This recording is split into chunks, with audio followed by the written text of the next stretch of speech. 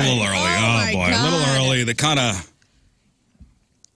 The thing kind of snuck up on me. It's fine. It'll be okay today. I hope this is not a precursor of what today's going to be. I think it is. That's an omen.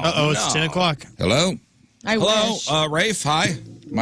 As they say in the biz, my cans aren't working. You better wiggle them. Nice cans. You good? Oh, hello? No, what a disaster. Yeah. There we go. End of the year show, guys. That's fine. I'm back. We're good. We're going to be good. Moon returns from his Australian bed. I returned. I was going to say vacation, but the work trip.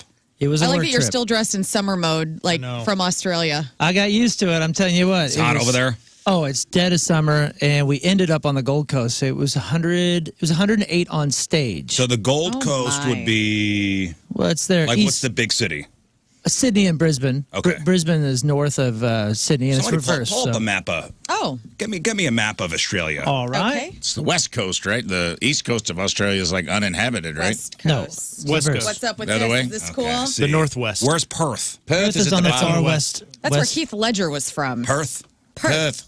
Perth is Yeah. far away from everything. Yeah, so you look at Darwin, just go down. Perth is where you go to hide. All right, give me a little map of Australia. Whoops. Hang on. Let me. Okay.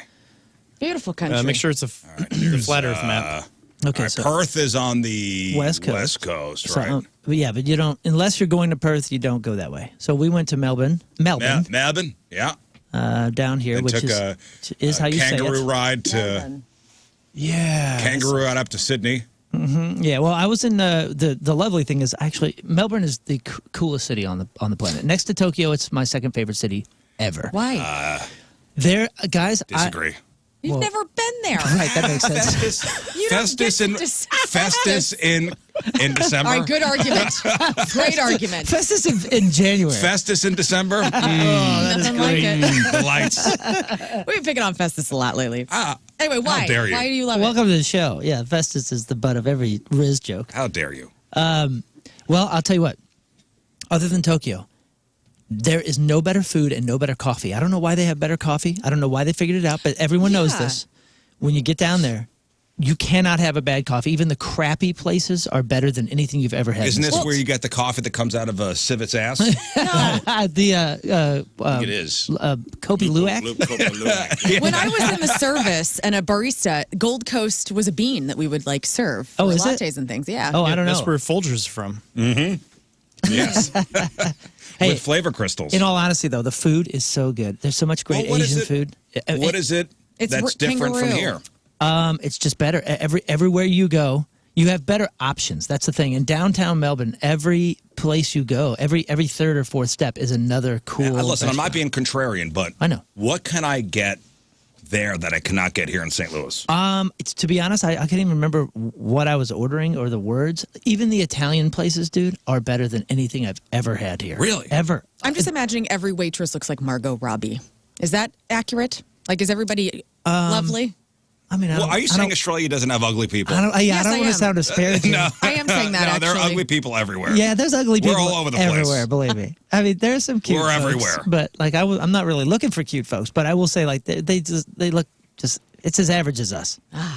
Some of them are beautiful, some of them are And terrible. they're, man, the Australian accent is like, give me the clean up on aisle 4, please. Really? You like it? Yes. It's kind of hard to handle sometimes. Chris Hemsworth. Good Lord. Yeah, but Merry Chris- Christmas. But that's a Hollywood Australian Yeah, accent. but the He's accent to doing go it along right. That's all with the I know. body. Yeah. Not everybody's got a body like I don't Chris need a Hemsworth. gun. No. I got a dunk. That's Yeah. most of them over there don't talk like Hemsworth. They talk like the two dudes from Crocodile Dundee, Donk and the little guy. Yes. I'll tell you, we have been in non-English speaking countries and said what fewer times than in Australia. Because the people will come up and they say something, you're like, I'm sorry, can you say that again a little slower, please? I mean, because it is thick, dude. And it's They got kind a lot of weird slang too, right? Yeah, I mean, they're not hitting the patrons with slang necessarily. And, Like throw a shrimp on the bobby. What does that mean? Bobby. Yeah. Dunny. I don't know. Go to the Dunny, you pelican. And you're Foster's just like, Australian for beer, yeah, right? no, That's no, slang. That's a You slogan. guys are so bilingual. That's not a knife. I right? do- What's that? that's a movie What's that quote. slang Is that for? a knife in your pocket, or are you He's just literally, happy he's to literally see talking about a me? knife. I do know that knives are like not allowed there because I almost got in serious trouble for having my pocket knife. Serious. Thanks a lot, Another Paul knife Hogan. bites the dust in your Isn't that history. wild? I didn't know that. Paul Hogan ruined that for everybody. I don't know. I don't know what ruined it. Why did he Listen, get away I saw- with it? Listen, I'm partially Australian. I saw Okay. Priscilla, Queen of the Desert. You are. That's wow. I had no idea Speaking Have I of, seen that movie? I don't know that what you that were is. partially Australian. Yeah, just because I saw that movie. Speaking of their slang, Bogan is their word for Hoosier, and I Yeah. love that. Ooh, let's bring that here. I love it, dude. Bogan. But it's like really insulting. Bogan's that, eh? I love an insult. What's an arvo? Arvo. What do you guys think arvo means? An Arvo. Arvo. Avocado. Let's see. Arvo. Avocado. An RV. Arvo? Oh, hello. Like, All hello. Afternoon. Oh, okay. I Afternoon. love arvo. it. I Arvo. didn't hear that one. Brekkie? Brecky's breakfast. Hate that. A bogan. You would. Okay, you don't like that. That's. What do you think a bottle-o is? A bottle-o. A bottle of beer? I'll take a bottle out and a bogan. I made it to the bottle-o. Does anybody want anything? The bar? Getting closer. The store. Restaurant? It's a bottle shop. Liquor store. Liquor, Liquor store. store. Yeah, yeah. yes. It's, We're going to the they're- liquor They're called store. bottle shops over there. Give me another one. Let's see. I like that we're hijacking your Australian experience by being idiots. Well, this is What do I they expect. mean? Budgie I don't know. I want smugglers. to know what he saw. We're all just making stuff up. Wait, You're what was making that? stuff up. I'm learning about the You culture. just said you were Australian. What was the last one? What you doing wearing them budgie smugglers? Overall. Tidy whiteys. Yes, they Budgie? are. Tidy Yes. whiteys. Super Yeah, tight gotta be. speedos. Super tight Budgie speedos that smugglers. show too much moose knuckle are called budgie smugglers. Budgie. Budgie smugglers. Some of these I That's wouldn't good. mind bringing over here. Yeah. I will say that they have the kangaroo scrotums for sale, you know, everywhere you can get those. Oh. They're like little coin purses. Like Yeah, legit yeah, I coin got one of purses. those at home. But I didn't realize that, and I'd seen kangaroo tail on the menu. Are they like good luck? What? It's just a coin purse. They hate kangaroos. They're deer. They're a nuisance over there. People hit them all the time. They kill people. Now, you know, they don't kill people, but people hitting them on the road. Same for camels, by the way. And I didn't know that there's like camels out in the middle of it that were like left there, and they're all wild. And there's like 1 million wild feral camels now, and Wow. they're Just because running loose? There's no speed limits and stuff. They say like, hey, if you rent a car and you're gonna go ahead and drive Australia, like look out, man. There's like thousands of people die hitting camels every year. And cigarettes Damn. just fall out every time you hit them. Yeah, know, no it's- camel. What's amazing about Australia to me is, you know, it's everything's on the coast. Like all the cities are on the coast. In the middle of Australia is nothing. Yeah, I've flown. bush. I've flown over the middle, but I've never. There's no reason to go there. Perth Well, is there's- so far away from everything that I talked to a comedian that went there and did the Perth Comedy Festival, and he's like, dude, just go. It doesn't even matter that no one knows who you are. If they just say you're an American comedian, they're so happy that Right. someone Somebody's came to come Perth. to visit them. The He's like, your concerts are great. shows will sell out every night. He's like, the downside is you're in Perth, and that's just kind of where you're at. They're wild fans, but if you're not going to spend 2 days there or 3 days there, there's no sense in going. It's a 6-hour flight from like. From like Sydney up there.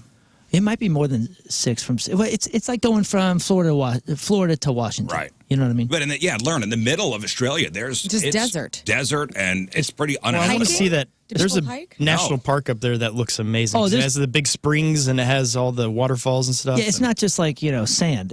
I mean, there's like 2 giant deserts and tons of mountains and other stuff. There's just no way To to get get there? there.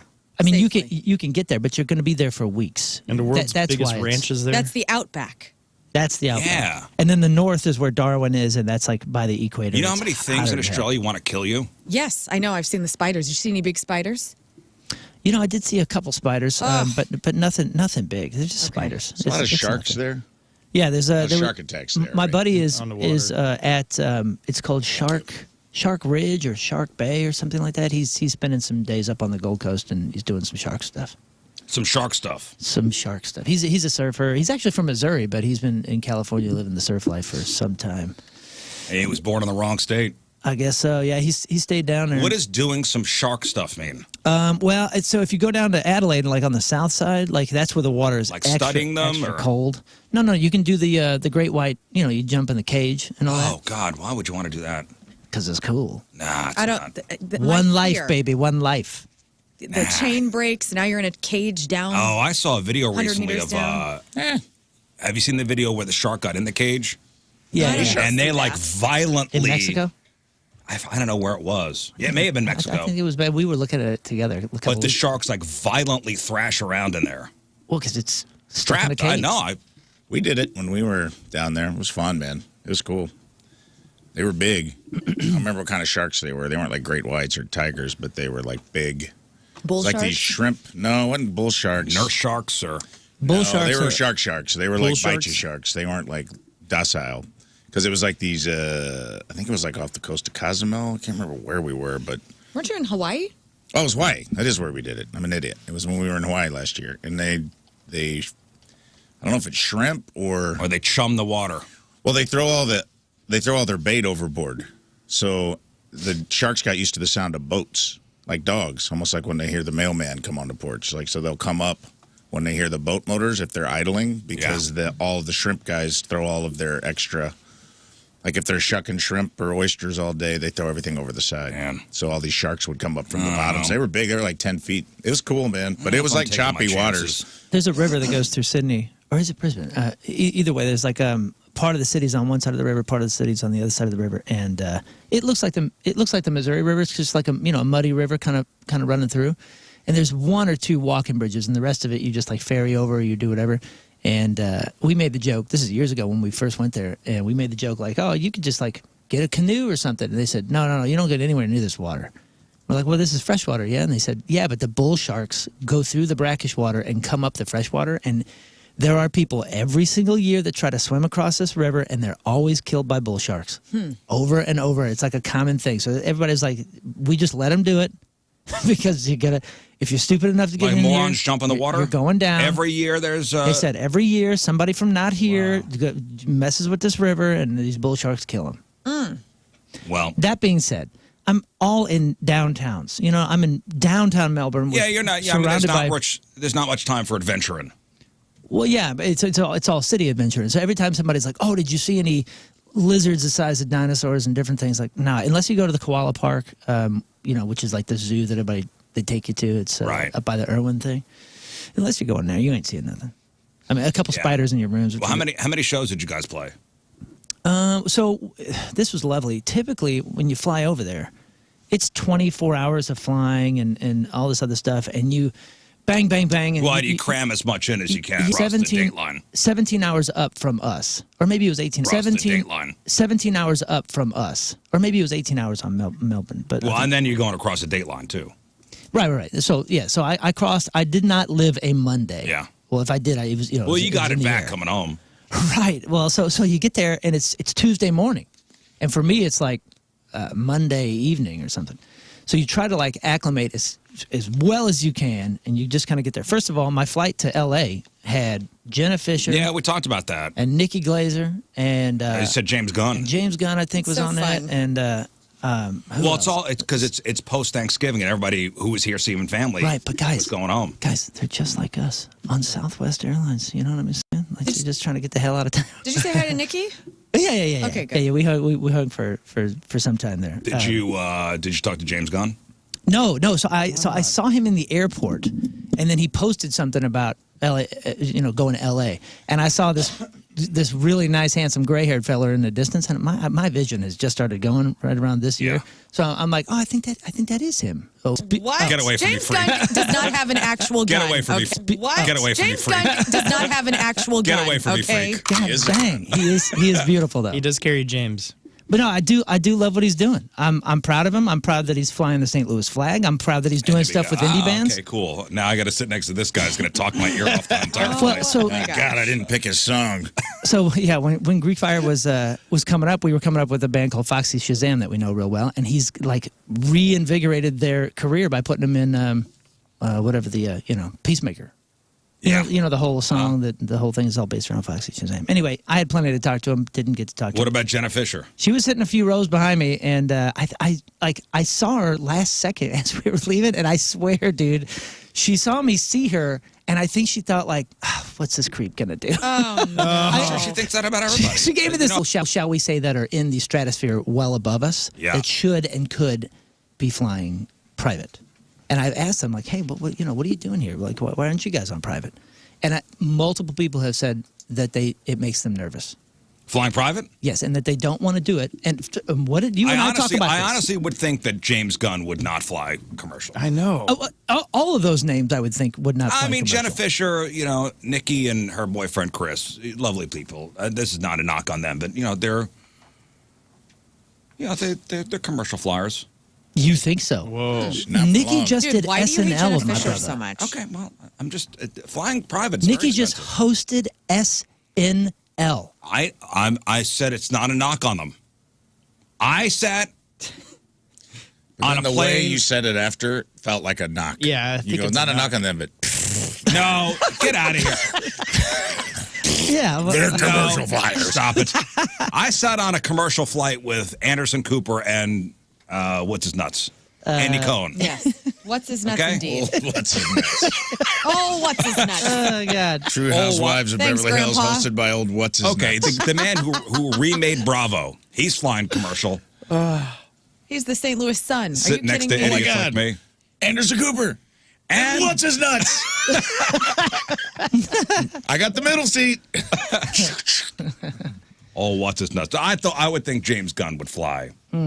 Would fly private. Okay, so They are just like us. So to answer your question, we had a day off to acclimate on Tuesday, and then Wednesday night, Good Things set up like headline shows. So we played a headliner. It was incredible for I don't know, probably 1,300 people in Melbourne. Then we had another day off, and then we play. And then the festival was Friday, Saturday, Sunday. Friday in Melbourne, and then you get up, you fly at 7 a.m. You fly to Sydney. We played Sydney evening, and then Sydney all day. And then we fly the next morning to Brisbane, play, and then I flew home on Monday. And I doubled up Monday. how much you think a private plane, like a chartered private plane, STL to LAX? Yeah. Isn't it like 17 15 grand? grand, yeah. Well, consider so my $700. I'll say my upgrade, $700. and I was going to say this for the end of the story because it was the end. I was hurting, and I knew that I had to get up at 3 a.m. and be on the air today. And I was like, "Yo, I'm going to see what the upgrade costs on the way back." And the upgrade for first class United, we're talking lay down. You get a little private bed and all that, was $2,500. So if the upgrade for $2,500, well, I guess that was Brisbane to San Francisco, but I would say that you're probably costing 20 grand for private. It depends on what size plane you want. Me and 6 friends. So we'll do maybe a mid-size jet. Okay. Mid-size. Yeah. Corporate. It'll be about 37,000. Ooh. Well, From St. Louis to LA, what's How many people you're having on there? Yeah, what's the little guy? like a Learjet 60, or I don't know off the top of my head, a Legacy 500, just off the top. of my Wow, head. off the top of your head. Off the top of my head, that kind of plane. I mean, that's. What's the capacity? How many friends? How many friends are Can you flying pack for it in there? free? Can you get 30 friends on there and make it really cheap? Or Yeah, good point. Can I split it with other rich people Yes. if I'm rich? That's the way to do it. That's what I would do. Yeah, but you know that's never happened. It's always one guy or one gal paying for it, and all the friends are like, "Yeah, I'm friends with so and so." Yes. let's fly with Rizz then. Would be kind of cool though if you had like a group of 15 people. Off the top of my They all have head, the money? Off the top of my head, a Legacy 500 midsize. Yeah. Anywhere between, you could probably pack between 8 and 12 people in there. Yeah. Okay. Oh, so mid-size only goes up to 12. Yeah. You get food, you get a server and all that on board? Is that included? Yeah. I mean, it's big enough Okay, where you great. could A kind little of. over 3,000 then. Hey, I'm with the people though that say that they'd rather fly commercial. If I ever got to the point to fly private, it scares me. It freaks me out. I don't like it. No. I would fly private Yeah. every day. Dude, Even though it's not very environmentally friendly, time out. I'm I Taylor would fly Swift in this private to moment. here. You probably know more people than we do as far as famous people. Let's just go with famous musicians that have died in plane crashes. Absolutely. How many of them are commercial flights? Not many. I think 0. Yeah, but Yeah, like isn't that a Patsy stacked- Cline, Skinnerd. isn't that kind of a stacked stat because famous people fly private and Of we only course. report when famous people die? Right. That's a good point. What? No. Think about how many of these Thousands Boeing- of private but- We had like planes. 4 Boeings go down because of bad radar or whatever, or bad like autopilot a couple years ago when they had like that messed up navigation Yeah, system. they And It's falling 0 out of a and sky. 0 famous people. Yeah, we would have known if the famous It's people a bunch were of on regular these folk flights. down over the ocean. That flight's still missing. 400 Yeah. people. 400. The something. Malaysian flight. Yeah, gone. Where's that? Crazy. That's on the island. But just because Busey wasn't on the Malaysian flight 300 or Well, whatever. anyway, Well- the big news coming out of I guess that tour was Shirley Manson from Garbage going nuts on people for having the beach balls. I know you were there. So I was there, and Shirley is good friends with Charlie and John in my band. Did you take your beach ball you had packed? I was on side stage for the Brisbane show, helping her husband get the beach balls off. Here she is. we were saying she was yelling at you. Guy with your big beach ball. Ooh, I'm so scared of you. So thrilled by you. What a douchebag. I go, oh, she must be talking to Moon. Like, it literally makes me want to beg people to go over there and punch you in the face. I'm like, nah, she's definitely talking about Moon. It's disrespectful, and musicians had enough. And we're fed up of not getting paid properly, and fed up of having to play for douchebags like you. You're a middle-aged man in a ridiculous hat. You literally want to ask people to punch you in the face. This guy, you know, listen faintly, you can hear the guy yell energy up right at the end. Here's what I'm thinking. Like, man, he's ready to go to a music show. He's going to so see his happy. favorite band, Garbage. You know, it's, Hey, I can't wait. Garbage is coming to town. I got can't my wait hat. I got my I'm middle-aged. I have I my got hat. my concert. I'm 45 years old. I got my concert hat. I like to love think it. there was a moment he like put the hat on in the mirror and he turned to his wife and he's like, "Be honest, am I too old to wear this hat?" No, honey, you And- look great. Thanks, babe. And then Shirley Manson's like, they're like fighting in the car on the way home. It's like, I told you I was too old to wear this hat. Shirley Manson called me over everybody. Yeah, it went worldwide. oh no. Like See, that's a What was the hat? worldwide thing. Okay, here's what's crazy is it turns out, from what I know, from there, is that guy, whoever she was like singling out, Yeah. is a giant garbage. Oh, is a huge garbage He was a fan. huge- no, he's man. a huge garbage fan. He was. That makes it even Well, she better. apologized later. She was Okay. like, I'm too much. She's like, went Okay. off. So I think Oh, I don't know why my heart just grew 4 sizes I knowing know. that it's like a huge garbage Of course fan. it is. And also, like, beach balls are fun. I mean, yeah, do they come on stage and is annoying? Sure. But also, like, who cares? You're at the Right. beach. Well- it's Australia. You're the Gold Coast. Come on. I will say she did say she's really funny. And backstage to Charlie, she did say, she said at one point, she said, I spent my whole life trying to avoid the beach. Yeah. You know, I mean, because she's like, you know, goth royalty, I know. and as pale as a human being can get, I'm Yes. pretty sure. Lovely. She's very fair-skinned. And this whole beach ball thing, I didn't know about any of the controversy you were talking about. I just knew that there was a little bit of blowback and heat after that, and then in Brisbane, they took because that was in Melbourne, right? I don't know. Well, in Brisbane, I was on side stage, and it was like beach ball hell, dude. People just throwing stuff up. Now, I will say this. Lighten up, Francis. She is extremely outspoken, and people hate her for it. She's like super, super outspoken on stage, and I guess off stage. I don't really know. But on stage, you know, she's wearing the shirts with sayings and different things, and she says a lot of stuff from stage. And when people disagree, I guess that they write these big messages on the beach ball and throw it up on stage. So maybe she just kind of had Listen, enough. I and don't know took it much out on about this her. guy. This is really what's going on. She's triggered by some beach balls. She goes nuts on, I guess, one of her. Women One don't guy. like balls flying at their face, One Rizz. guy. Okay. I wasn't taking That's not it what there. I heard. Well, I'm Oh, well, taking it. But fine.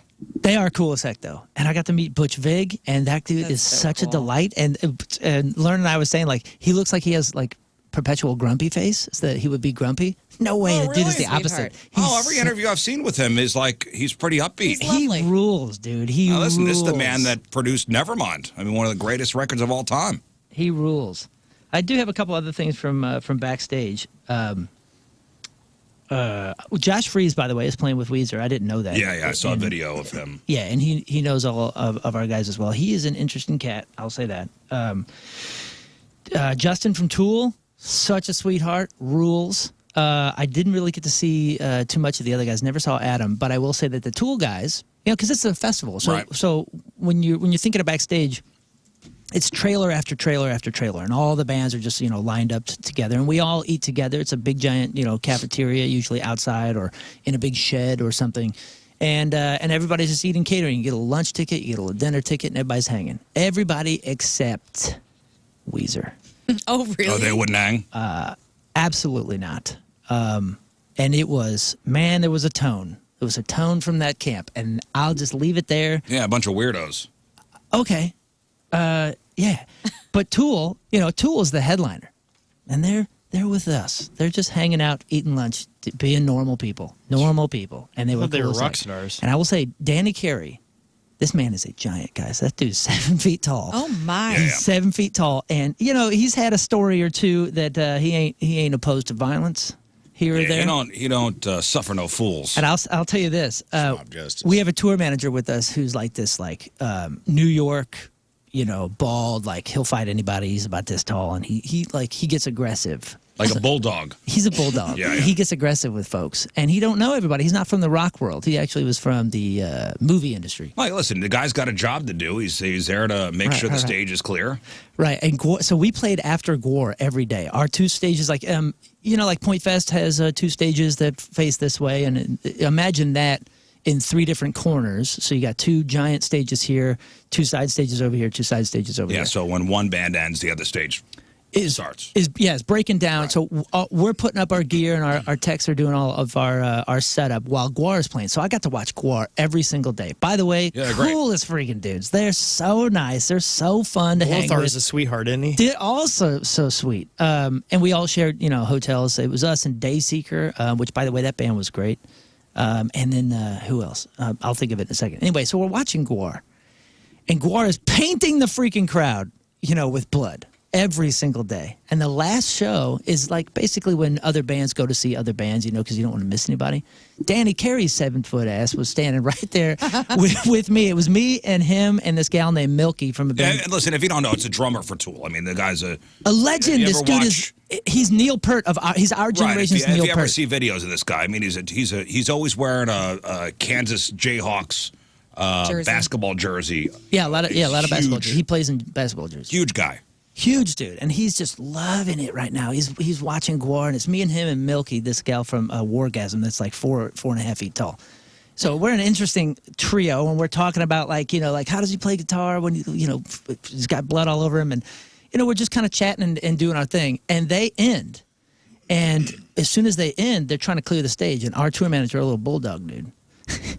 JJ runs over and grabs Danny Carey's arm. He's like, "Get the F off the stage!" He's doing that. And dude, guys, I saw Danny Carey turn like this, and I've never seen a more like dedicated sour face from one individual to another. He was going to kill my tour manager with one punch.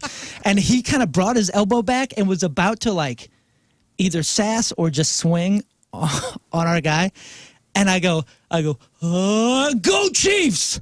And I screamed, "Go Chiefs!" in his face, and he kind of like Disarmed him. Was kind of confused and looked at me and goes, yeah, go Chiefs, and instantly smiled, and I pushed JJ away. Get out of I was here, like, I'm JJ. saving your life! And and broed down with Chiefs, because I knew he was a Chiefs fan, because Danny Carey's a Chiefs fan? Yeah, he's a Yeah. Kansas City guy. I guess that Or makes sense. Kansas. Is it Kansas or Kansas City? I just know that he had a Chiefs fan. He had a Chiefs jersey on when I saw some sort of police video when he was Yeah, when he was arrested at the airport for fighting, Ah, yes. for fighting with somebody. Yeah, but that was my quick thinking. Save somebody. Your hero. Just say "Go Chiefs" to Danny Carey. Oh, he's from Lawrence, Kansas. So it's where Oh yeah. That Yeah, bottom it's- there. it's where Jayhawks. Jayhawks. Yeah, but he was he's funny. But you don't mess with a guy that's 7 feet tall. and No, plays and nor do you freaking tool. grab a guy. It's a who's headliner. 7 foot. Well, even regardless of whether you're a headliner or just you're not supposed to be there. Mm-hmm. If you're a little bulldog Guido Italian guy, you don't grab a 7-footer.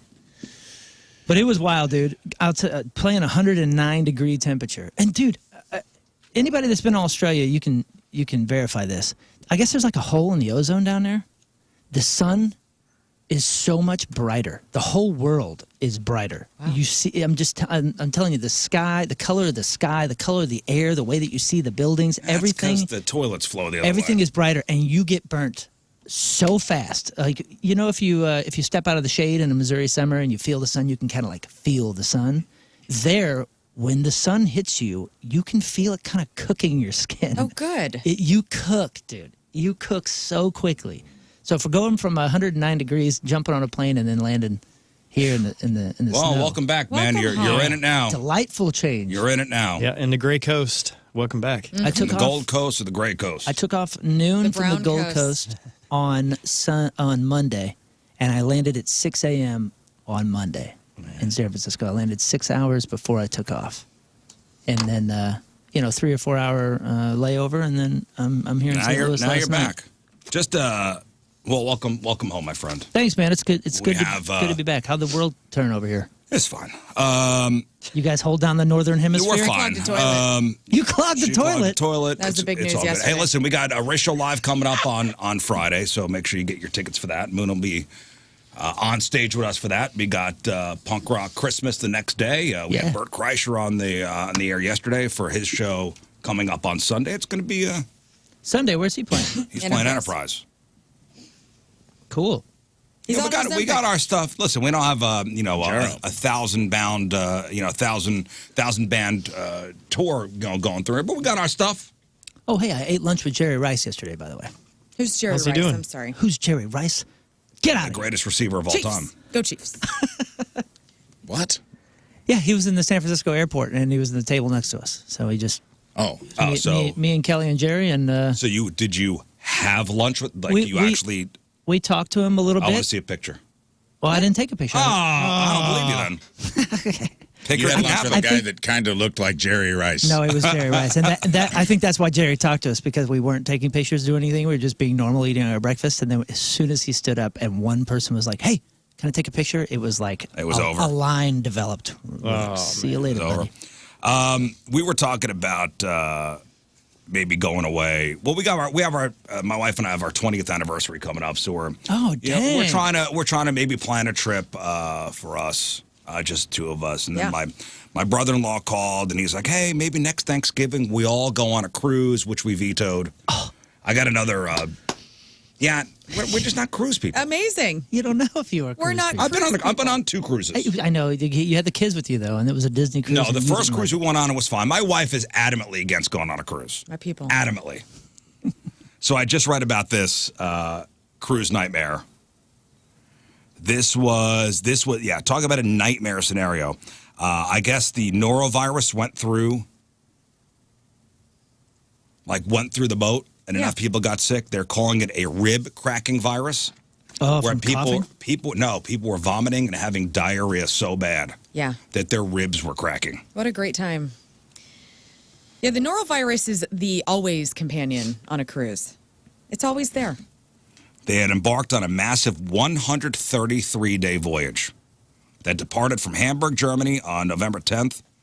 They were 2 weeks into their 4-month trip, and 95 passengers, 6 crew members got sick. And a wave of sudden, uncontrollable diarrhea and violent vomiting. Yeah. By the way, is there any I've other never had type? controllable diarrhea. Get out of here, I'd dude. like to know. Well, When's the last time you were able to control your diarrhea? uncontrollable would be I can't make it to the toilet. when you have diarrhea, you just have it. Usually it's not uncontrollable. It's like, oh crap, I have Like diarrhea. I have the runs and I'm running to the toilet. That's I right. can at least make it. When you have uncontrollable diarrhea, I've just never said to anyone, I have diarrhea, but don't worry. It's under control. because it's assumed. Yeah. It's assumed Yeah. it's under control. Right. What? And we're talking fluid loss so rapid it could lead to life-threatening dehydration, electrolyte imbalances. And again, it was such violent diarrhea and violent vomiting that people were cracking their ribs. So they're calling it a rib cracking virus. You know what? All cruises should have a Liquid IV endorsement. All of them should be sponsored by Liquid IV because you're going to poop and vom from one reason or another, norovirus or seasickness. So why not get those electrolytes back in your body? All right, here was another travel story I read. So you know how Airbnb hosts can sometimes have specific rules, and we talked about this last week. This is why people are skipping the Airbnbs now and going back to hotels. They're tired of the rules. They're tired of having to take out the garbage, but yet still being hit with friggin' cleaning fees. So a couple was traveling in Istanbul. They found a specific rule that was weird enough that they had to write about it. So there was a note taped right onto the wooden headboard of their Airbnb bed, and the message was pretty blunt. It said, "Use only to sleep / no other activities." What a nerd. No sex. Well, now it's on my mind. So I'm going to go ahead and What do do you- that. So a note on the headboard that says use only to sleep, no other activities. Well, who sleeps Can on the we have headboard? activities in other places? So essentially, no funny business. We'll take it to the kitchen. Yeah. A no funny Don't mind business if I sign do. right above the pillow. So the guest mentioned that he and his wife were pretty surprised to see it, but it wasn't the only, micromanaging note in the apartment. They also found a sticker on the TV remote that commanded use only to turn the TV on and off. Well, sometimes that's just a remote issue. I got Don't one of put those this in your remotes. butt. Who stayed here? You can't screw here. You can't screw here. How Well, trouble do they have? I would say if that note was in an Airbnb that I rented, you have to, right? You gotta You got it. Yeah, you gotta do it. Even if you're Yeah. alone. I'm a How rebel. are they going to know? Do they have a camera set up on the bed and watching you sleep Black like a light. creeper? Exactly. And a black light everything. And that's what you do. You do it just to see if they charge you for it or something like that. And then you're like, well, you must be watching. That's This right. is like those- You're going to jail. No smoking signs where you smoke in front of it. You got to do the same thing. Get a picture. and Well, send it what to would them. be the point? What would be the point of that note? Maybe was it an upstairs apartment and maybe the bed squeaks and so they're like, look, we have gotten Well, calls. the guest did find another clue in the apartment. A note explaining the neighbors are very sensitive to noise. I see. So maybe. Well, this is going to be a ground dwelling situation, I guess. So the sleep only rule might be less about the host being a prude and more about keeping the peace with the people next door. I don't know. 1 star. 1-star review. Yep. Yeah. Not banging the headboard. Is that it? 1 star, and you just write in the review, hey, they have a sign, they have a post-it note on the headboard. Maybe the host didn't want to wash the sheets. Oh, God. I don't know. Whatever. Maybe the host lives there and just doesn't want people banging in their bed. I still really Well, like. what's the difference? That could be. I mean, what's the You still difference? got people sweating and drooling and And who doing all sorts of knows? stuff. There still bodily fluids are happening in a bed where just people sleep. Yeah, but if you get some waterworks going in there. Oh. Well, yeah, I mean, Hey, man, you brought it up. let's be reasonable. I'm positing the theory. There's a lot more fluids sometimes involved in certain Well, of activities course, than there are in yes. just Then sweating in your others, sleep. yes. Yes. There are a lot more concentration of fluids. This person should not have an Airbnb listing. They should just not be doing this. Yes. This doesn't seem like your thing. Yeah, one Everybody's star. banging at the Airbnb, okay? Of course. And if I you would put a just put on some note, if you put a sheets. note up saying don't, they're definitely. Yes. I'll just put on some rubber sheets or something under the regular sheets. Right. Well, I'm definitely because I'm not a rule follower. Yeah, I'm a rebel. I'm a rebel. I am a Yes, rule you know follower, me. but I would also true. This have doorknob the relations. is for opening and closing door only. Do not pull down your pants and back into it. I do still like Okay, man. Airbnb, but I will say that I am a cab over Uber guy now. Anytime there's a cab, like from the airport, I'm cabs. Yeah, I've been doing that lately too. Well, Waymos are starting here. Oh, that's cool. I'll do that. But I'm sure the same our problem airport with- cannot accommodate. Our airport accommodates nothing. And because it was still running like it was built in the 70s and we haven't grown out of it, the cabs are right there. So I'm a cab guy. And Same. it's the same price. It's the same freaking price. That's what I was going to say. I think the cab, airport, Airbnb, Uber, it's all happened. Like Uber and Airbnb were cheaper options that maybe were a little less convenient, but cheap enough that you would endure it. And they've slowly raised their prices to a point that you might as well just get a cab and stay in a hotel. Which I'm happy for. Because a I'm- cab is instant, and a hotel's at least you don't have to take out the trash and load the dishwasher. Yeah, I'm happy for all of it because I think competition is good for the consumer. So I'm down if I mean when I'm overseas or if I'm anywhere else, Uber is the best because I don't know where the cabs are. But at the airport here in St. Louis, cab all the way, dude. I don't know. I'm always a hotel guy. Oh, If I got my choice, it's hotel. I love me the Airbnb experience because you can't get a hotel in the woods. You know Yeah. what I'm saying? I'm I- Airbnb I'm as not well. going to the woods. Well, I do both, and it's just what you looking You got to for. find a good one. Yeah. That's what the ratings are for. We've only had one bad Airbnb experience ever. Lake of the Ozarks. And why was it bad? Signs everywhere. That place has sucked. Oh, it just was dirty. It just wasn't a great place. I mean, the audacity to say take out the garbage, but yet charge a cleaning fee. I agree. Please take out the trash. Get the hell out of here. Strip the beds. Get the hell out of here. Go to a hotel. And by the way, you take a chance with a hotel too. I've stayed in a billion of them. Of course. And sometimes they're great, and sometimes they appear great, and the room sucks. Like you just never know. You still tip at a hotel Always. for the cleaning staff? Always, because I'm not a cheap ass. Wow. That's why. Heard it here first. Hey, speaking of cheap ass, you had a good question as far as gift giving goes. Oh, yes, 'tis the season. So, if you are donating to a charity in somebody's name, so what's your question about this? So I'm looking for etiquette, and I'm looking for listener response on the Schwer text line or in the chat. So let's say you are donating in somebody's honor a gift, right? So like as $50. as a Christmas gift, I'm donating to blank charity. Yes. Do you? And I would go, oh. Cool. Great. So is the etiquette to donate to a charity that like you yourself like subscribe to and maybe donate to often and be like, hey, I'm donating in my mom and dad's name to, the lymphoma charity or whatever? Or do you think about the person you are donating in the name of and donate to a charity that you think they would support, or you just kind of take a guess? Or maybe you know a charity that they donate to. What is the etiquette there? Oh, interesting. I never thought about that. I would do their preferred one. Their preferred one. Okay. Yeah, because then that's If you know. that's a gift to them, right? Right. If you know what it is. Like if I'm all about Leukemia and Lymphoma Society, and Right. you know that, and I'm talking about it, and I'm wearing the orange, and I'm doing You all donate that. $50 there in their name. Yeah, and Or even if not, if you know something in my life has been affected by, whatever. Yeah. Childhood cancer. Sure. yeah, I think that's what Prostate cancer. Right.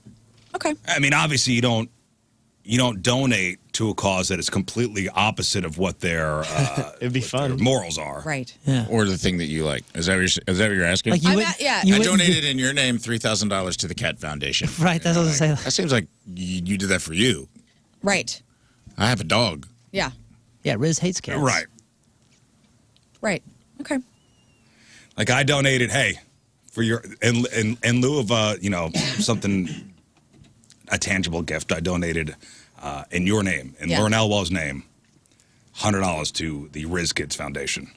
Exactly. And I'm like, I don't support that. And then you go, I don't even got kids. and you go, is that even a real charity, or Yeah. did you What just is that? not get anything? Yeah, why is this PayPal to Scott Daniel Rizzuto? Yeah, the address is in West County somewhere? Yeah, it's It's Wildwood. it's not even a thing.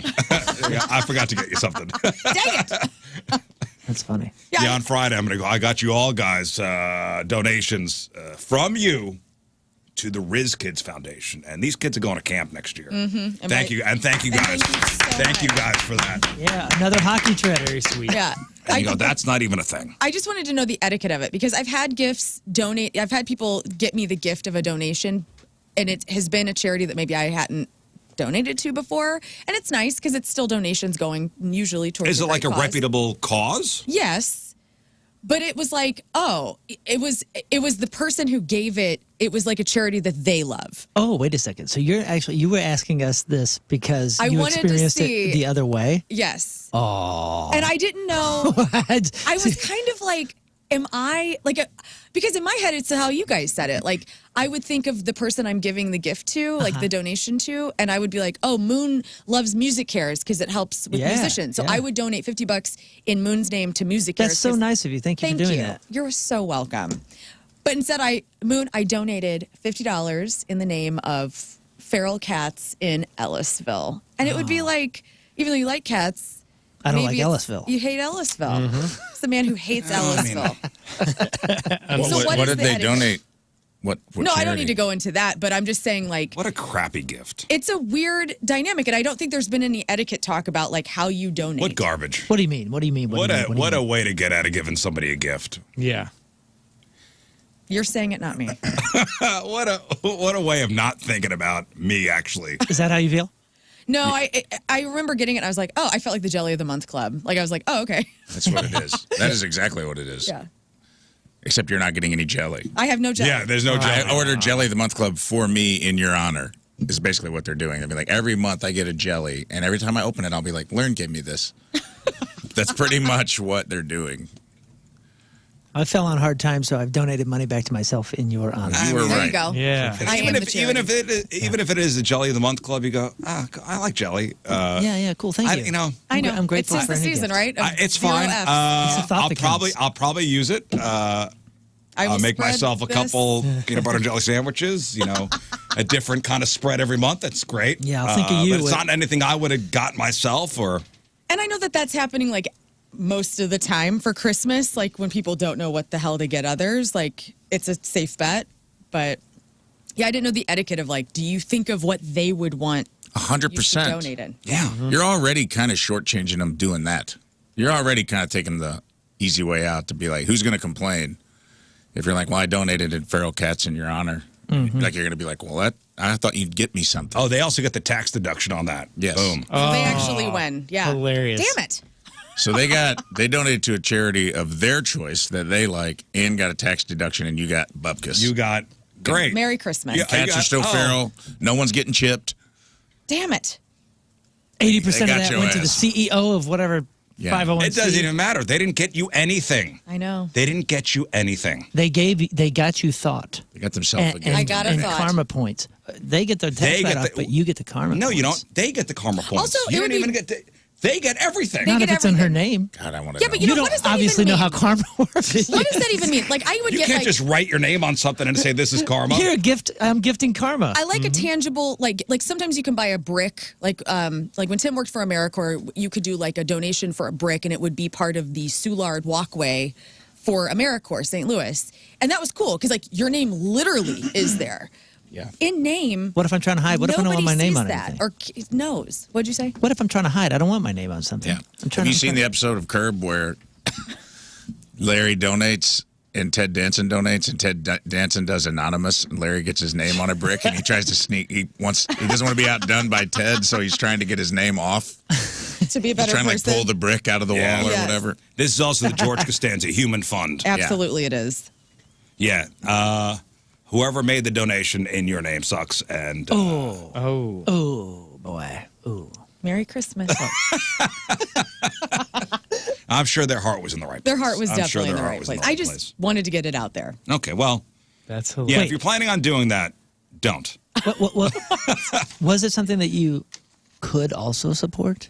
You just never heard of it? I'm not gonna I say the could. charity, but it's a very nice charity. It's a Oh, very the nice charity. WWF with the panda? No, there's no. No. Oh, darn it. It's a good It's a charity. good charity. Well, it's lovely. I'm happy it all worked out. And Yeah, everyone's me happy. too. Okay, so I'm perusing the Nextdoor app as I do every Monday evening. Yeah, just for content, not for anything that you care about. in the neighborhood. No. But you know what? Just for Something in my crazies. area happened that I thought was noteworthy to bring up. And what would you do? And this happened in my area. This is on the Nextdoor app. Oh boy. Your favorite social Nextdoor media. app? Yes. Wildwood Edition. Whoa. All right, and this woman named Christina writes, to anyone using DoorDash, be careful of this dash. I'm not going to say this guy's name, but because then it's coming from one side. But let's say this happens to you. Okay. She says it was a very odd and creepy situation. He picked up my order and was very demanding that I go to the parking lot to his car to get my order.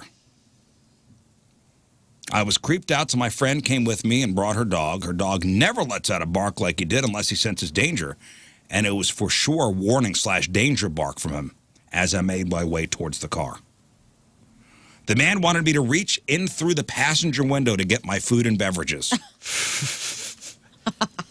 What's You wrong come with out here this? and get it. and I refused to because I didn't know if he had a weapon or if he would grab me. I argued with him. That I came out to his car, so he needed to get out to give me the order. Hey, I'm out here. You have to at least get out of the car to give me order. I'm not reaching into your car. Right. He wanted my friend to bring the dog inside and said absolutely not, as he was freaking us both out, and said she will keep the dog on the leash. Finally, he got out, gave him my order, and I told him he was a creep, and he said, "Oh no, I had a bad experience in this area recently." I'm sorry, but if that was true, then why would you continue being a dasher in this area? Mind you, I live in a very safe and quiet area. So beware of this dasher. He has been reported at DoorDash. That's unusual, right? Yeah, it's like I agree with the point of why would you continue to serve that area if you had a bad experience? Yeah, man, ain't my issue. That's your issue. Don't be putting your problems on me. Yeah, but if there was a dasher that said, "Hey, I'm not gonna come to your door. Come out to my car." Right? Usually they leave the instructions, right? Like, hey, leave my door, whatever. I would just say, okay, just drop the bag. Yeah, Let's do this Lebowski Yeah, style. you know what? You're right. Just drop the bag just in drop the the driveway. bag. I'll come out when you're gone. I'm not comfortable. That's strange. It's okay to say that. People get all like weird. Like people be like, ooh, I don't want to. No, just drop the bag. We'll do this like the Whites, whatever. What's his face? Jeff Bridges and John Goodman's character in The Big Lebowski, where they're doing the exchange of the money, and it's the Whites. All of what's his Underwear. name? What's John Goodman? John Walter. Goodman's Walter's Whites. Yeah, hilarious. Walter's White. Walter's Whites. Ah, the Vince tie-in. Gilligan stole that from The Lebowskis. the LaBelle. All makes sense. Oh, no. Yeah. So listen, if you're a woman, especially, Yeah. I've never changed my settings from COVID, and I love it. My DoorDashers are still dropping it on the porch and taking a picture. I haven't seen a face of a DoorDasher yeah, in right. Mine too. 5 years. Mine I didn't too. know they were supposed to hand them off, but I think this is bad reporting. She should have put the dog inside, stuck her hand in the window to see what happened. If it was actually a bad guy or a good guy, you know? You have all the options. Don't complain to me if some weird psycho asks you to do something and you I abide want it. my Chick-fil-A.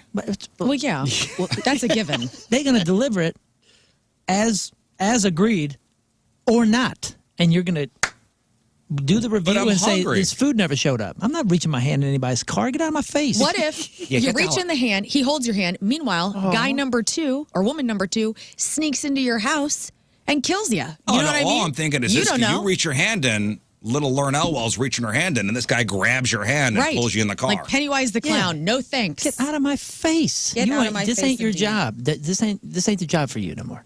You're done here. We're done here. Yeah, you're not comfortable in Wildwood. Get the hell out. I'm also Goodbye. throwing it on the woman here too. Like, why'd you go outside? There should be 1 through 5 stars and a -2. Yeah. -2 stars. Why would you even agree to go outside? Why do you have to take his little, no, come out to my, you can reply with, no, that's cool. Leave the bag in my driveway and have a great day. See ya. Right.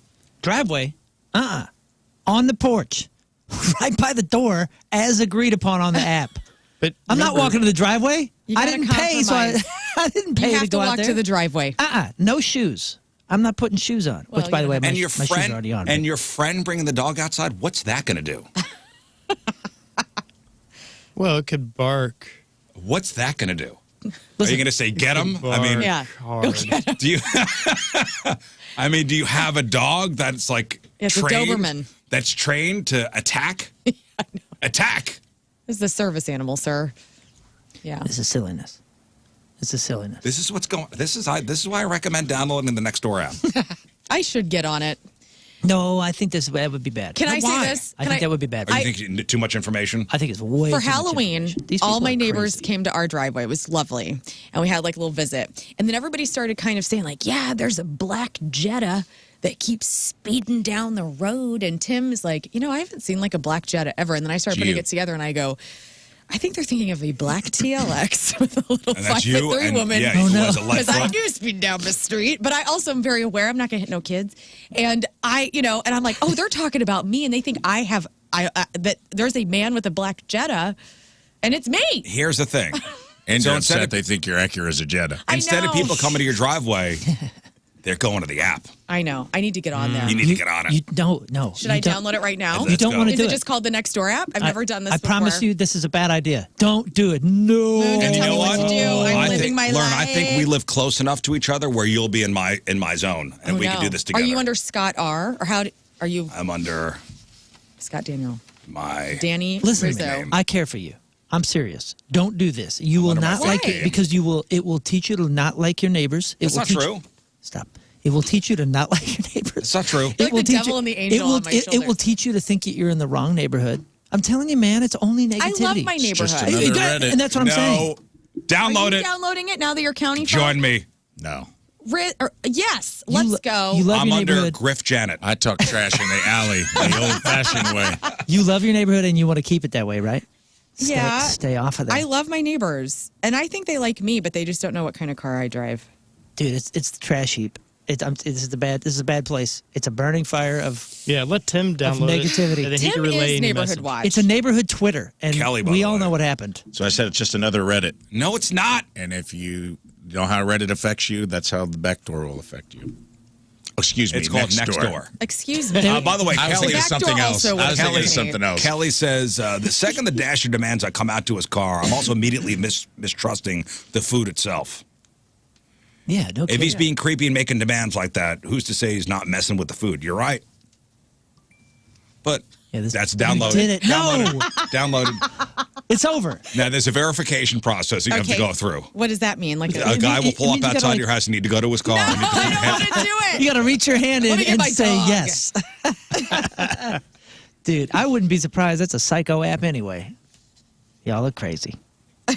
Oh, I want to be a part of the drama that you're a part of. Yeah, and you're never going to have Halloween in your driveway Well, what if again. I'm looking for a handyman? You're going to think half of your neighbors are If you're looking murderers. for backdoor, if you're looking for a handyman, that's what I've been saying. yeah. That's where you find it. You have lost your peace. It's gone. No, I can it's always not. delete. It's your life has been enhanced. Welcome. Thank you. Join us on the Nextdoor app. It's great. Here was another. I was talking to a friend over the weekend about this, and I forgot what we were talking about. Like we were talking about like bad kids and like, you ever get arrested when you were a kid and this person told me they were on probation when they were 21 years old. And when you find out like probation's a pretty big deal. Yeah, that means you had to do something pretty bad. Doesn't that mean you were convicted? Yeah. I mean, probation is a Not sentence. really. You isn't can be on Yeah, it's a probation jail for a sentence, speeding right? ticket. it? Which means you were. Just means your probation a lot of times just means that something is suspended, and as long as you have good behavior, it could possibly go off your record. Yeah, but you had to go to court, and you were picked up for something. Yeah. Probation is Theoretically, a yeah. sentence, correct? I mean, correct? Right? Yeah, it is a sentence. So it is You were post-conviction. sentenced to probation. Yeah, but I've had a speeding ticket where they were like, "You're on probation for 6 months. But If you that- don't get in any more trouble, But that's your traffic license. court. it won't go on your." But it's still like- probation. But your license is Now, on I'm probation. talking criminal probation here in this case. Okay. And it was somebody that I was like, oh, whoa. Billy Badass over here. I thought it just meant that you were in favor of masturbation. Probation? Halfway through, I gave up on Yeah, that. that's joke. right, I'm sorry. I'm sorry. Just about outside. Hey, I knew halfway through it was a mistake. See, Scott would have gone the whole way. Okay, Like, so hey, you got to swing. You can't hit it if you don't swing. yeah, you miss 100% of Swing the away, shots you Merrill. don't take. Yeah. Wayne Garth Brooks Gretzky. said that. So this person worked at a nightclub as a server. Okay, and we've had a couple servers in this room here. And there was a sting operation. They served an underage girl a beer. She had a wristband on, so they assumed she was 21. So they got in trouble. Oh, no. Although I thought like the doorman would get the hit on that, and that was my question on this. So who's they? You said the bartender got in trouble? Yeah, my friend, who I had no idea had been on probation before. Right. So they got busted for serving an underage person, even though they had a wristband on that said they were 21. That's interesting because I got picked up by an undercover cop in Carbondale whenever I was 20. And I had a fake ID, and I was down there drinking my ass off, as you do. And this woman came up to me, and she's like, "Let me see your ID." And I'm like, "Who the hell are you?" She And it was was an undercover undercover? cop. And I had an ID of my cousin's girlfriend because she and I had similar hair. Anyway, I was like, and I showed her my real ID. I didn't show her my fake one because I didn't want to get my friend in trouble. And so I got in the back of the cop car, and I got a citation or a warning rather. MIP? MIP. What was it? Minor minor possession.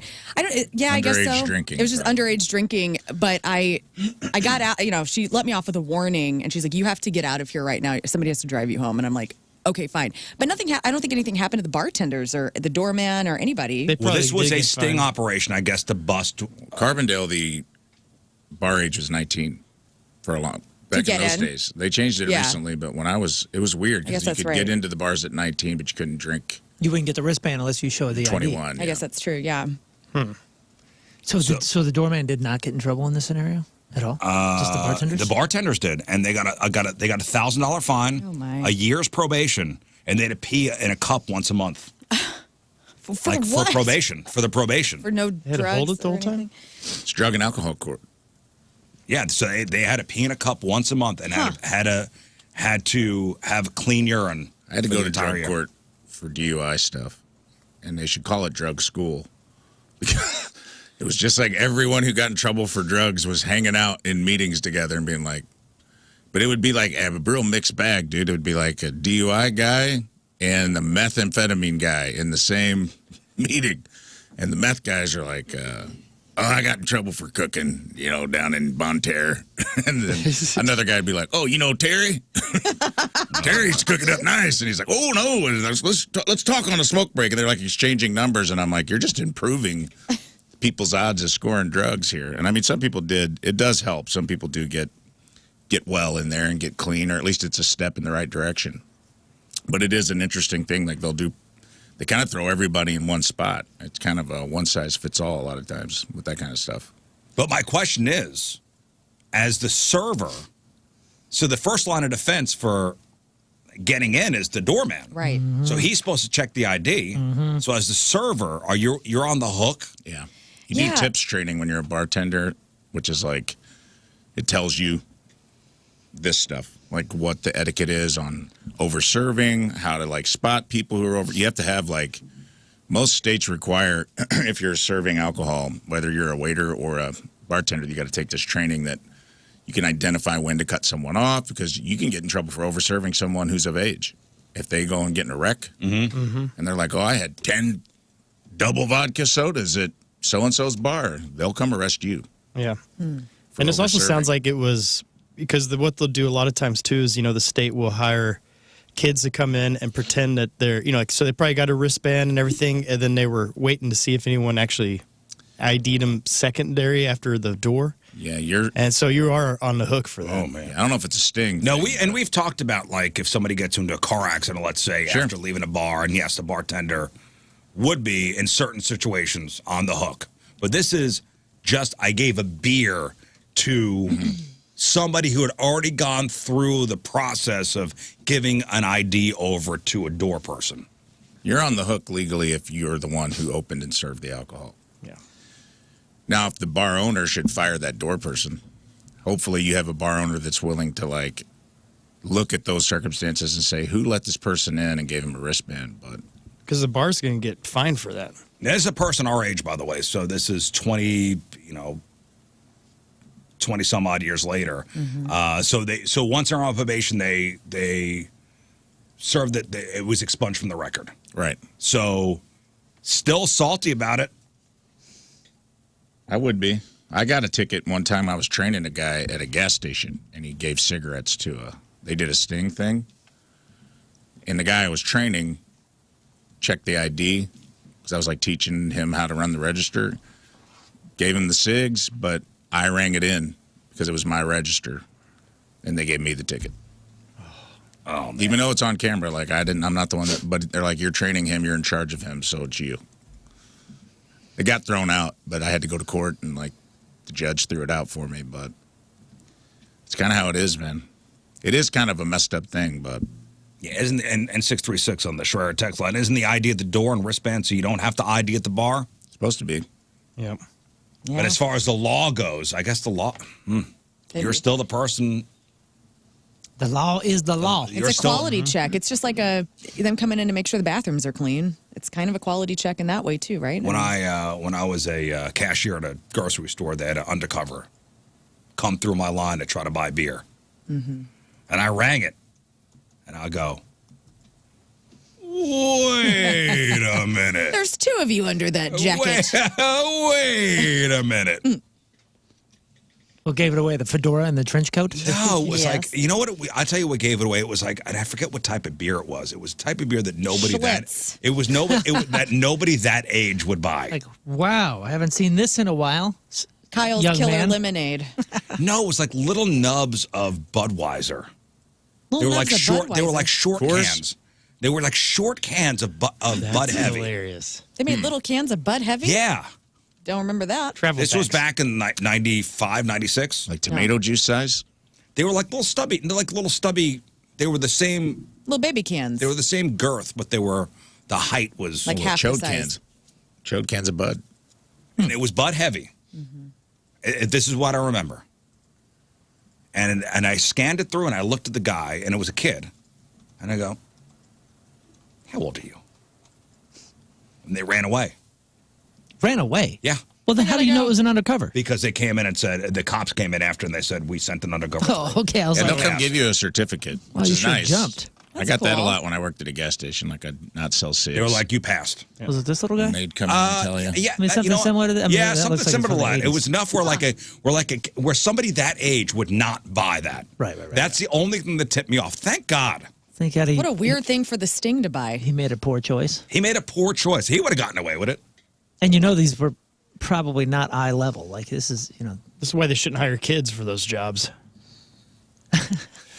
They're taking their You passed it, gerbs. and then cops came in there like, hey, we sent an undercover through your line. You passed. I believe I did get a certificate. man, I understand. I'm a super susceptible to marketing, but is there anything cooler than those old Budweiser cans? I know, the God, little mouth thing is weird. I know, but I like know. it. It's A but little the mouth design thing. of It's it not curvy. It's like sharp. makes me want to hold it. Can you put some water in this? Cool cans. It man. is Cool a cool cans, can. guys. We were at the Lern and I were at Grey Eagle yesterday with the distributor. Yeah. I got my questions answered.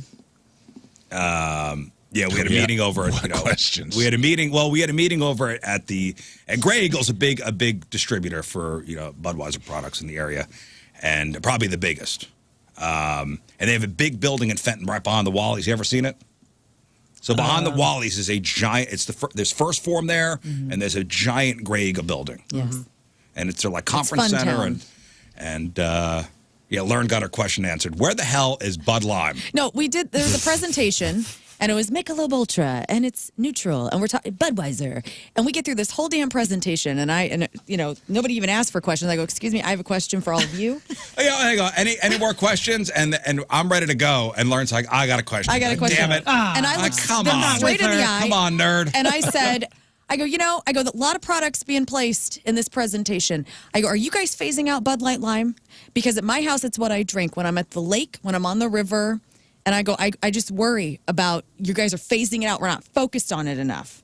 And they started laughing at me. And then they said, no, lady, it's fine. Like, chill out, essentially. Bud Light Lime sells itself. We don't even have to have a plan with it. Oh, what was the answer? The answer was because the distributors, they said, hey, bars pick what they want to sell, Yeah. and nobody wants that.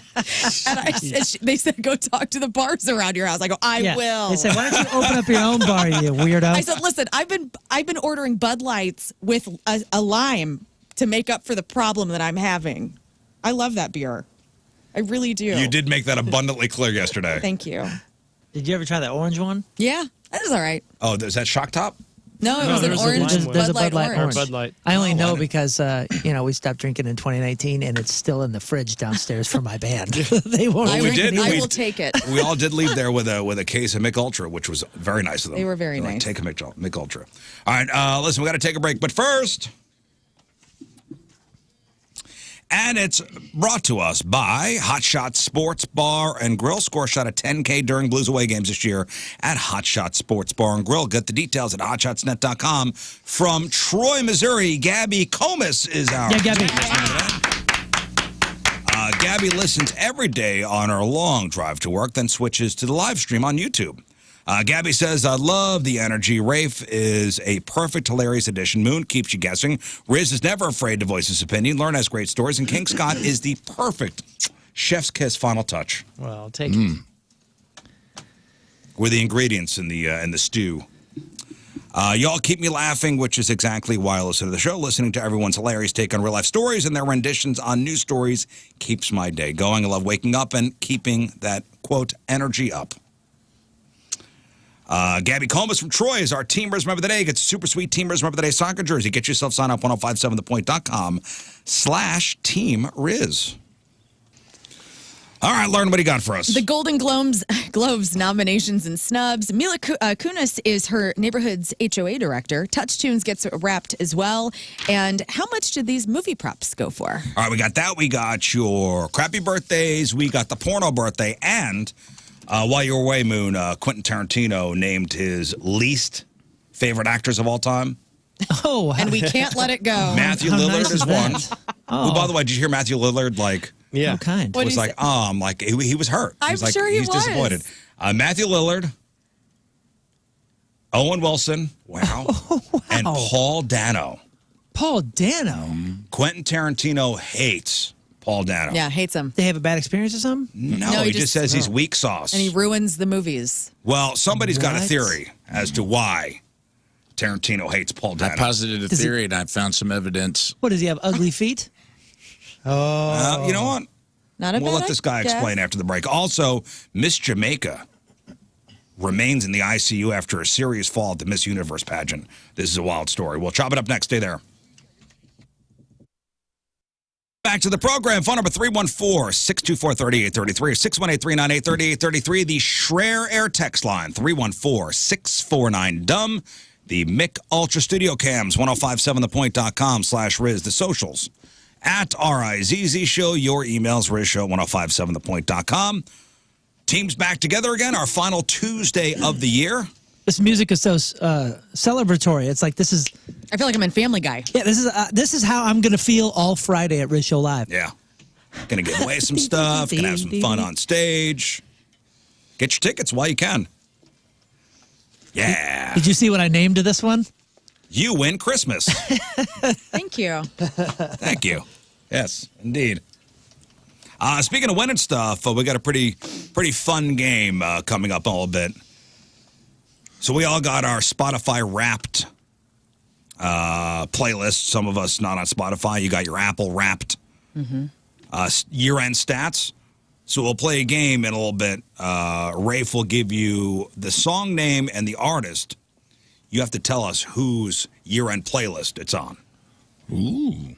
Give away some fabulous prizes, including tickets for Rizz Show Game Night coming up on Friday, Punk Rock Christmas coming up on Saturday, Evanescence and Spirit Box coming up July 28th, and we got tickets for the just-announced Avenged Sevenfold Good Charlotte Show Saturday night, August 1st, over at the Hollywood Casino Amphitheater. Dude, we have so many great shows in 2026.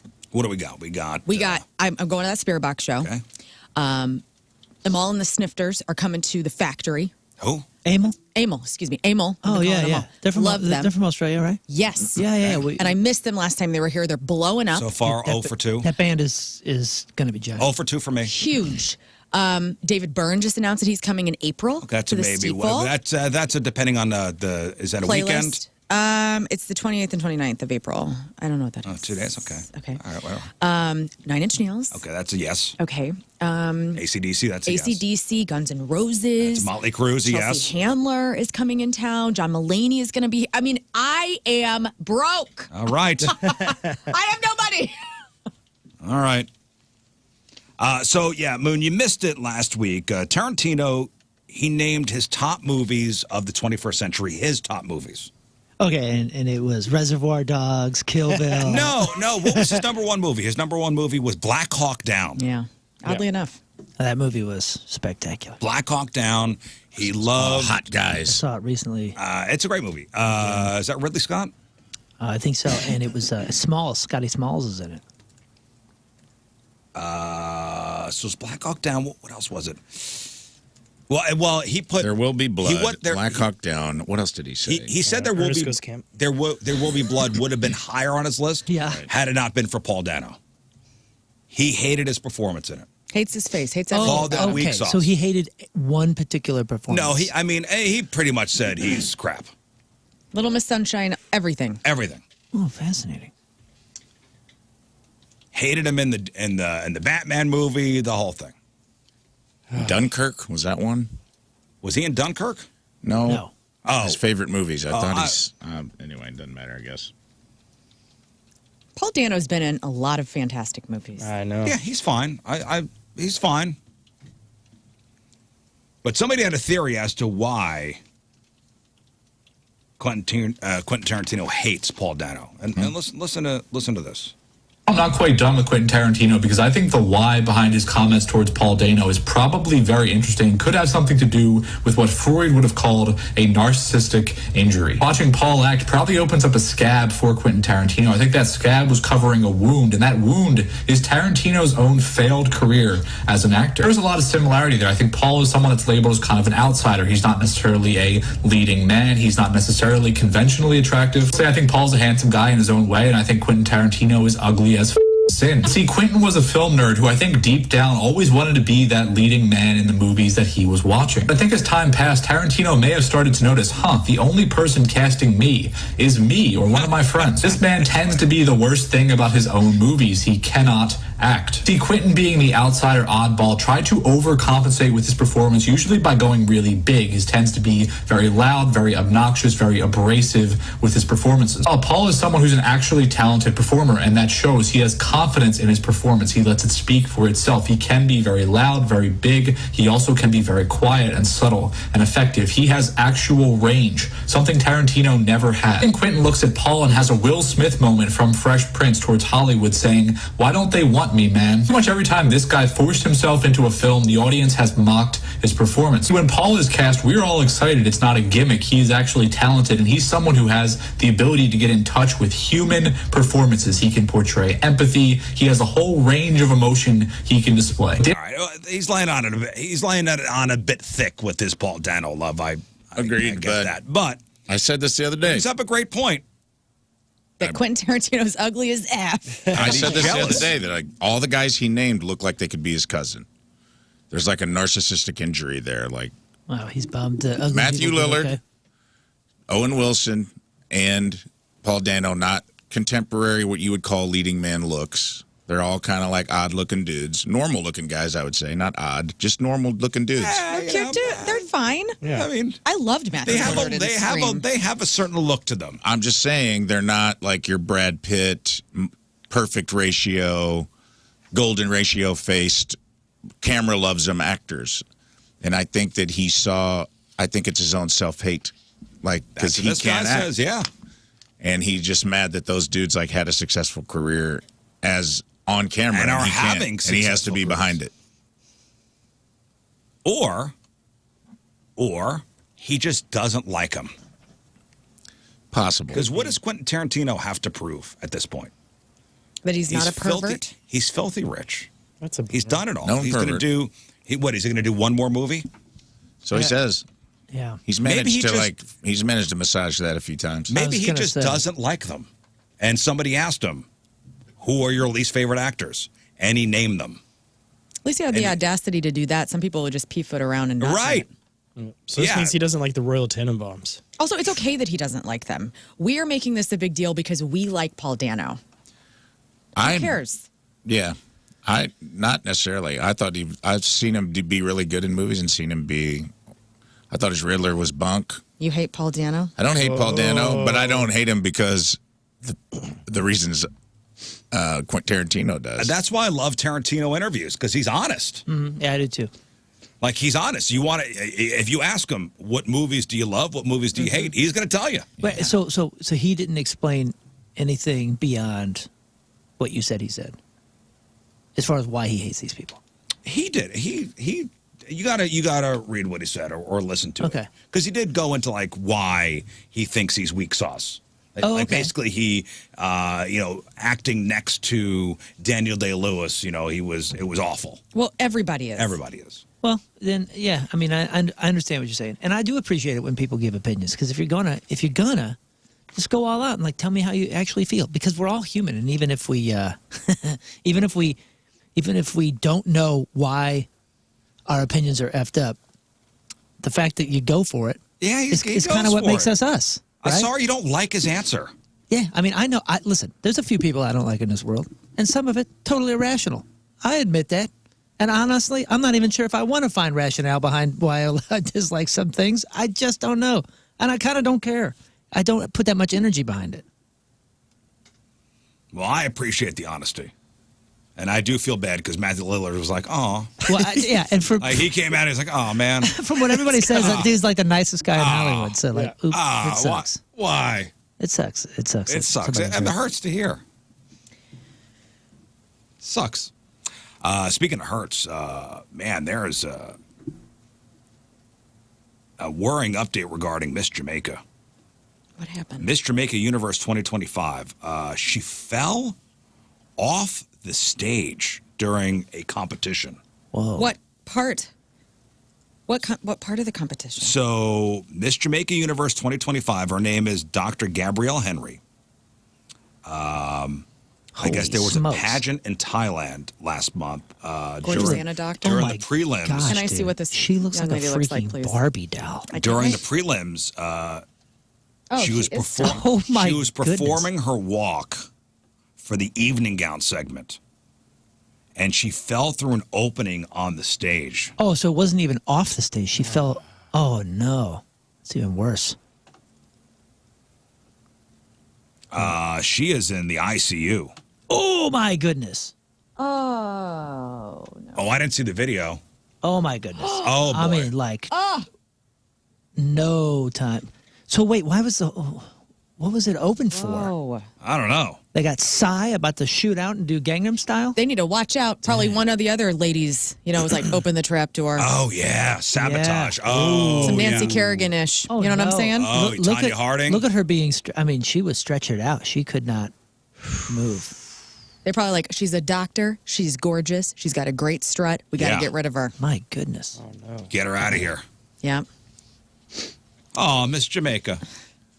I hope she's okay. I Yeah, hope that's she your walks listen. a good That's your suit. Miss Universe update. Thank you. As you know, you get the newsletter. Yep. All right, let's do Crab on Celebrities. Well, I saw that story and I go, oh, we're going to be on stage on Friday. No trap doors. You better what? You don't know about No it. trap doors. Ain't no That you know trapdoors in that stage. Thank goodness. All right, time to find out what's going on in the world of music and entertainment with your Crap on Celebrities. And we start with this. The Golden Globe nominees were announced yesterday. There's, of course, a flaw in the expectations people had for nominations. Let's go into those. So Sydney Sweeney did not get nominated for the boxing biopic Christie, as some people thought she would, but The Rock did get nominated for his MMA biopic, The Smashing Machine. Both of those movies didn't do well, so I don't know why They the got good reviews, though. expectations. Okay, saw it on the. Which one? Both of them? I'm sorry. What was the first one? The first Smashing one was Machine. Christie. Smashing Machine. I saw. Okay. I saw a lot of movies on these flights. Guys. Christie was the one, the boxing movie, the Sydney Sweeney boxing movie. Yes. Smashing Machine. Okay. What did you was think The about Rock The Smashing and- It Machine? was Smashing Machine as I mean it was The Rock as Mark Kerr, which by the way dumbest name ever, Marker. Marker. Like why would you do that to your I child know. if your last name was Kerr? This- What's it the could've only been- it syllable could've that could been be worse. a word? It could have been a worse name. Yeah. I guess I'm going to you're- leave I that. guess you're right. I'm gonna leave So, that. so what I'm going to say is We had how this movie went to theaters makes no sense. It is not a theater movie. It's an A24 film. Yeah. So when you watch it, if you know that it's an A24 film and you like A24, it makes you like the movie more. Right. If I had seen it not knowing it was an A24 film, I would go, what was that? Yeah, A24 puts respect on it. It does, but it also puts like a certain tone. Like they intentionally just made it. Dark? Brooding? No, it's A just. tone, a certain tone? No, it's just a story.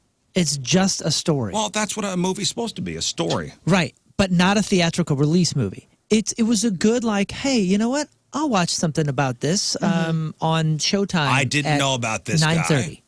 Yeah. I'm going to learn about this guy. And The And Rock- The Rock is playing him. The Rock is pretty decent. It was interesting to watch him with the prosthetic nose or whatever it was. Emily Blunt plays a Southern gal surprisingly well.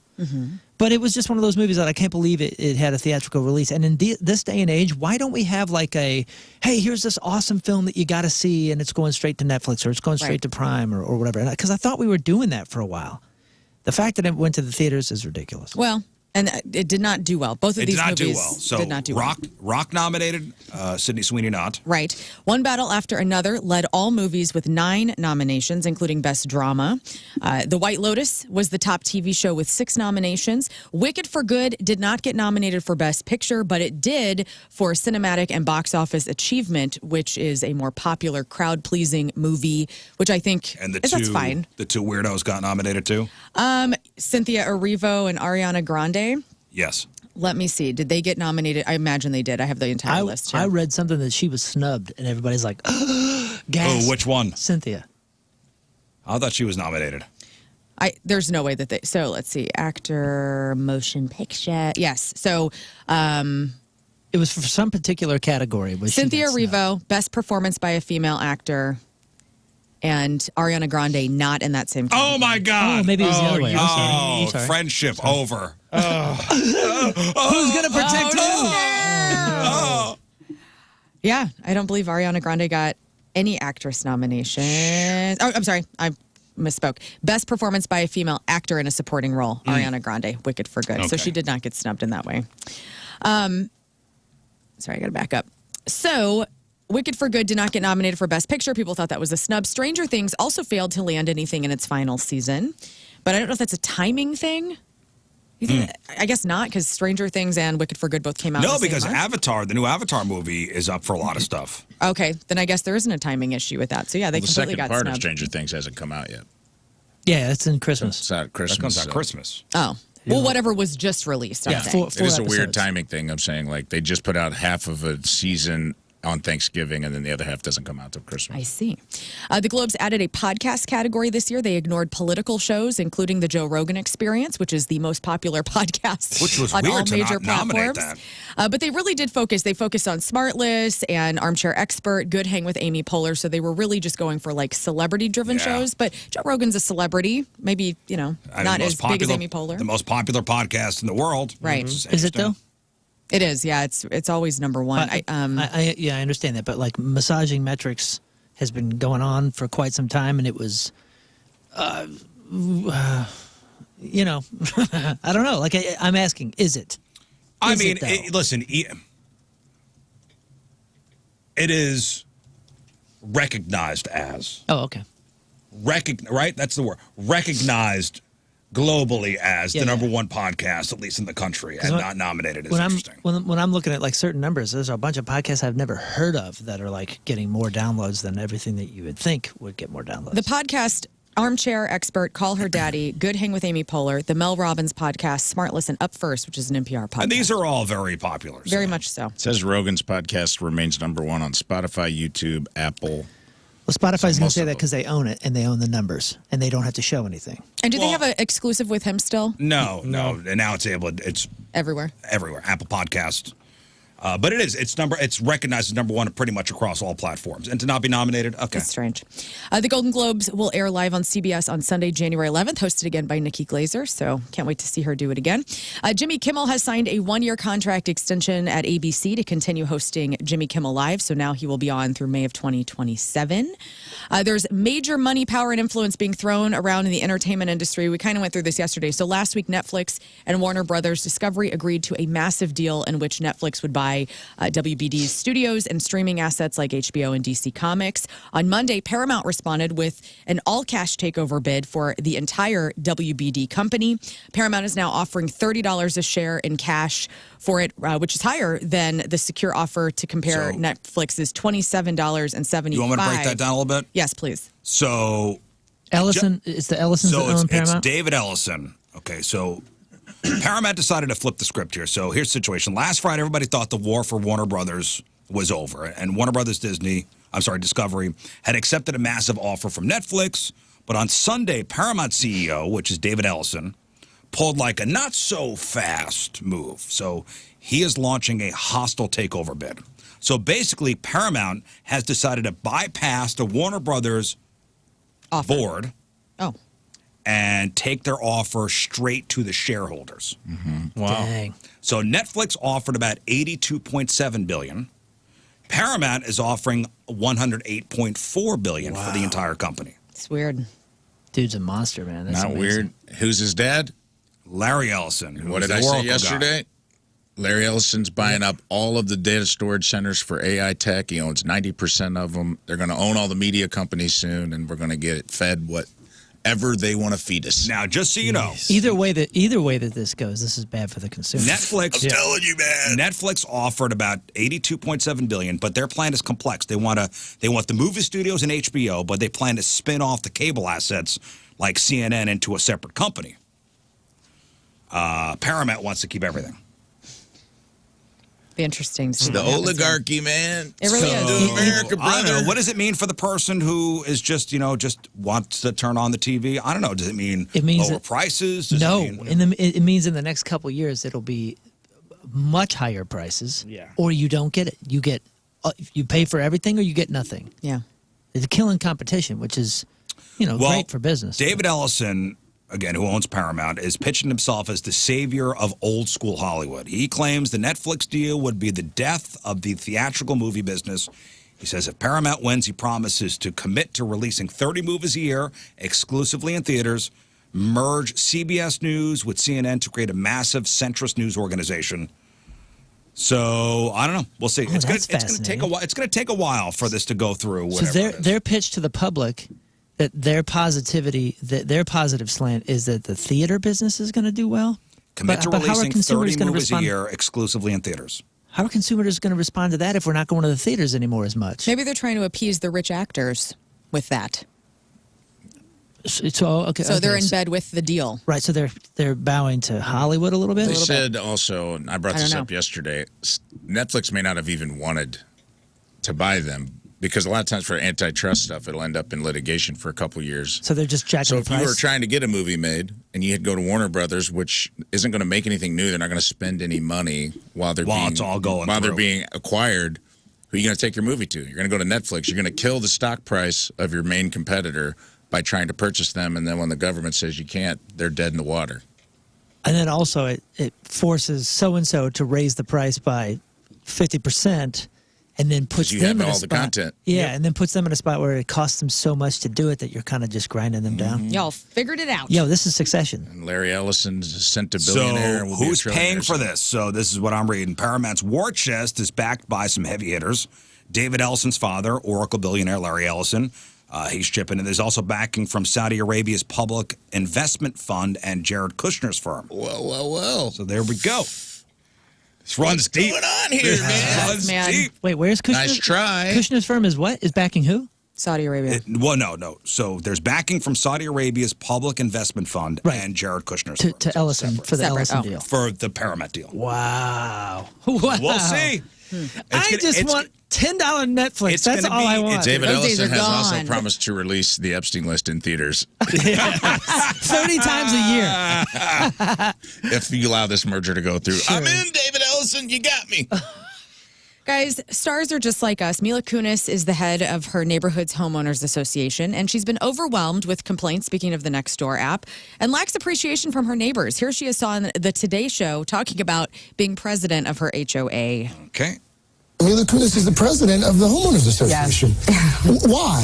Why? Because no one else wanted it. For good reason, usually. It's a really thankless job. It is. And I'm going to start a petition where, like, as a homeowner, as a head. Not seeing her talk, it's Meg Griffin. Yeah, it is. It's Meg Griffin not hearing the voice come out of her mouth. Yeah. It is Meg Griffin talking. Petition where, like, as a homeowner, as a head of the Homeowners Association, I want to thank all other homeowners, members of the Homeowners Association and the presidents for all their hard work, because no one ever says thank you. All people do is complain. All I get is complaints all day long. No one ever goes, you know what? Thank you so much for anything. She's the one going around saying, I could see your garbage can, so it's got to go inside. Your lawn's too long. Your new deck is approved. Yes. She's calling the shots. It's Calling only the 8 shots. homes in this mansion I'm subdivision, but she's having a okay time with that. Leonardo DiCaprio has been named the Entertainer of the Year by Time magazine, and he tells the magazine how he balances his fame with privacy. And he says, quote, "It's been a balance I've been managing my whole adult life, and I'm still not an expert. I think my simple philosophy is only get out there and do something when you have something to say or when you have something to show for it. Otherwise, just disappear as much as you possibly can." Like I said earlier, David Byrne has announced a spring tour. He is going to be at Stiefel Theater. I believe it's a Tuesday and Wednesday. Is he doing talking head stuff or just weird? It's probably going to be weird stuff. So, like, no talking head stuff? Probably a little talking head stuff, but he's like Robert Plant in that way, where he will do just a little bit of talking heads, but he's very much into his new own stuff. thing. Yeah. is out there. But if Great. you love them, you'll go see it. April 28th Awesome. and 29th. Tickets Great. go on sale Friday.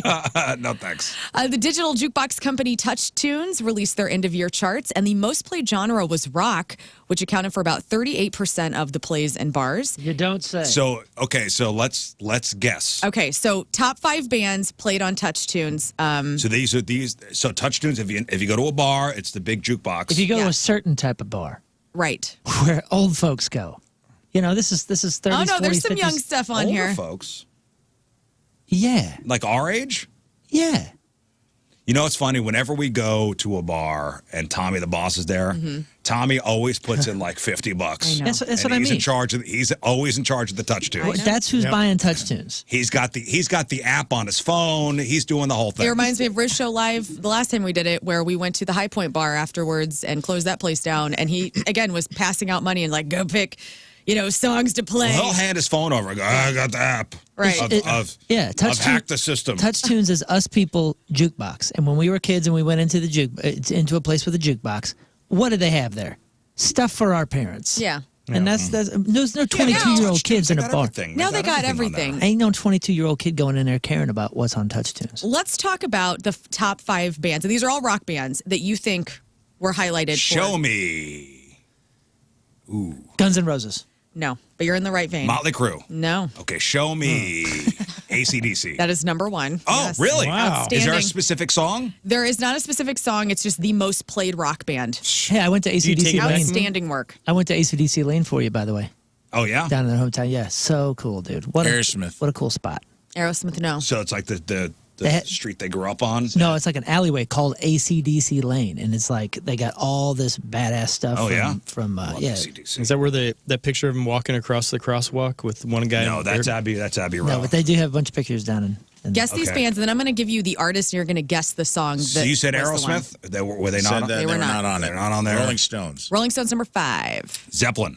No. Classic rock, huh? Oh, yeah. And one kind of active rock. Journey. Don't Stop believing. No, great guess, though. What? You're Oh, missing these are it? all Country Casey Roads. bands. Why These are don't all I? Casey bands? Yeah, all of them. 70s? Fleetwood Mac. 70, Fleetwood Mac, number 4. Very Sitting And then on say a bar CCR? stool. good. No. 70s, I would say 70s and 80s, and then also 90s, early 2000s. Oh, Show me Ozzy. Creed. Show me Ozzy. No. Show me Ozzy. No. No Sabbath?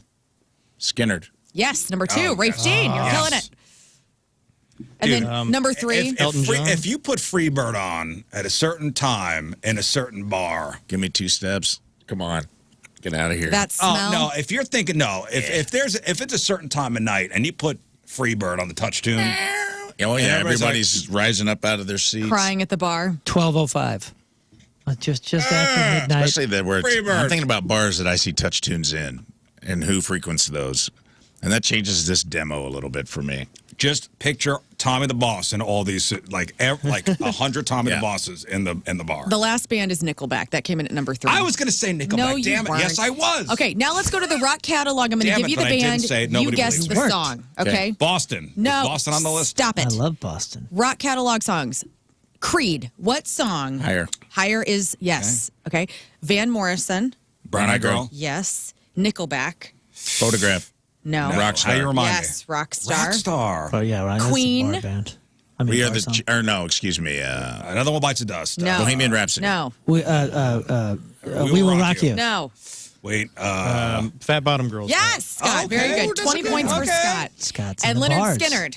Freebird. No. Sweet Home. No. Simple Man. Simple Man is the number 1 rock catalog song that is Again, played that's in another bars. song. Ah, Okay. man. Simple Man. Ah. Now let's Simple go. Man's on. Ah, yeah. I'm a simple man like my father. Let's go to pop songs. So number 5, Neil Diamond's Sweet Caroline. Sweet Caroline. Teddy Swims, number 4. Lose Bad Control. Dreams. No, that's number 1 though. Teddy Swims is number 1 with Lose Control. The Door is number 4. Whitney Houston, number 3, pop songs on Touch Tunes. I Want to Dance. I Want to Dance with Somebody. And then Benson Boone, Beautiful Things. I don't know if you're going to get that one. Boy, so that Neil Diamond movie with Kate Hudson and Hugh Jackman. yeah, does that not look terrible? It does look terrible. And I am a Kate Hudson simp. Is he Neil Diamond in it? Yeah. Or No, is- they're Or- like in a yeah. cover band. they're a cover band, right? But it's based on a true story, right? Looking for So is this Savings? Was it? Saving Silverman. Yeah. Can we take a break for a minute with Yeah. these biopic things? It's not a biopic. It's not about Neil Diamond. Oh. It's kind Okay. of like Rockstar. Oh, the movie okay. Rockstar? I love Rockstar. It's yeah. Similar. Rockstar was great. That's loosely based on a bunch of bands with a story of Yeah, I think it's Judas that's Priest, loosely right? based on Judas Priest. This is a Neil Diamond tribute act. Oh, I thought there was like a real person though that did that. Anyway, Oh, interesting. It looks horrible. listen, Interesting. stay on Horrible. task here. Hip hop songs, rap and hip hop songs. Kendrick touch tunes. Lamar. I'm going to give you the artist. California Love. Sexy Red, Okay. St. Louis. Get It Isn't Sexy. she from St. Louis? Okay. Yes. Morgan Wallen with Lil Durk, Yep. Broadway Girls. Yep. Of course. 50 Cent, In the club. very good. Number 3, T-Pain featuring Akron.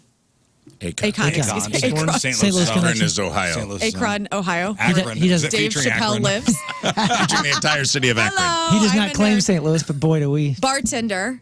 Okay. Okay. Oh, Hey Bartender from Hey Bartender, From hit me Head with PE? another, which is a great song. Eminem featuring Nate Dogg. What song is that? What's the Eminem featuring Nate Dogg. Don't know. Shake That. Okay. Okay, very good. Shake And that's all the that game I have ass for for you. me. Shake that ass for me. 85% on Song Sung Blue, by the way, on Rotten Tomatoes. Really? Really? Critics. see it. No audience score yet. Critics are giving it a good score. Okay. You know what I don't hope like it's about good. it? I don't like Kate Hudson's hair in it. I think that's what's deterring me from wanting to see Listen, it. Hugh Jackman is a song and dance man. You got to respect If it. anyone's going to sell Neil Diamond to the public, it's you. That's right. Okay, and that's your crap. your celebrities that are celebrating their birthday today. Simon Helberg, that's Howard from The Big Bang Theory, is 45. Jesse Metcalf from Desperate Wives and Dallas is 47. One of my favorites and biggest influences, Imogen Heap, is 48. We have Trey Cool from Green Day. He's 53. Jacob Dylan, that's Bob's talented son, lead singer of the Wallflowers, is 56. Kurt Angle, WWE superstar, is 57. Felicity Huffman is 63. Donny Osmond is 68. John Malkovich is 72. Michael Dorn, that's Worf on Star Trek The Next Generation. Michael Dorn is 73. Beau Bridges, Jeff's brother, and he is on the new Matlock. He's 84. Happy birthday to my father-in-law today. Happy birthday, Randy. And Happy birthday, buddy. How Dame- old is Randy? you don't know. You don't know. You don't know. You don't know. He ain't a day over 57. And Dame Judi Dench. How old do you think Dame Judy is? She was just in the news saying we should forgive Harvey Weinstein. I was like, damn, No Judy, way. what's going Yeah. on? Really? she is 91. Well done, dude. Is it? Congratulations, 91 years old today. Today's porno birthday, which is being brought to you by Patricia's, where fun and fantasy meet, is Kylie Reese. And today's birthday girl has been in 375 fine films, including American Horror Story, Battle Bang 4, Moon's favorite movie, Big Gulp, Yes. Broke Down Bitches 4, can't Diesel get enough. Dongs 12, Milf and Honey 8, The Pickup Player, Talk Show Tarts, and who could forget her role in 2009's Whale Tailing. Kylie Reese is 40 years old. That's your porno birthday. Those are your crappy birthdays, and that was your crap on celebrities. All right, we'll take a break. We'll come back, and we will give away some stuff. We're going to play a game called the Spotify Wrapped Game. So we will give you a song and an artist, and you have to tell us whose year-end playlist this song was on. 2 out of 3 right, you win. So my playlist, Moon's playlist, Lern's playlist, Rafe's playlist, or King Scott's playlist. That's it. 2 out of 3 right, and you win your choice of prizes. Tickets for Rizz Show Game Night Friday at the pageant. Tickets for Punk Rock Christmas Saturday at the pageant. Tickets to go see Evanescence with Spirit Box July 28th at Hollywood Casino Amphitheater. And we'll get tickets to go see Avenged Sevenfold in Good Charlotte Saturday night, August 1st at the Amphitheater. If you want to play the Spotify rap game, 314-624-3833 or 618-398-3833. We'll play next. Takes each night is always right on time. It's gonna be a very Merry Christmas with all the children by the Christmas tree. It's gonna be a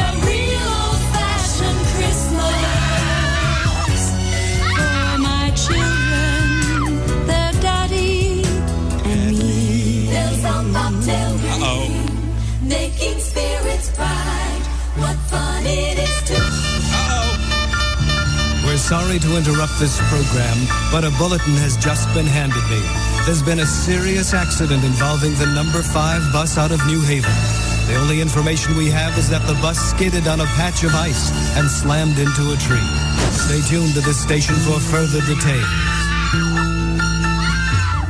Mommy, isn't that the bus Daddy rides each night?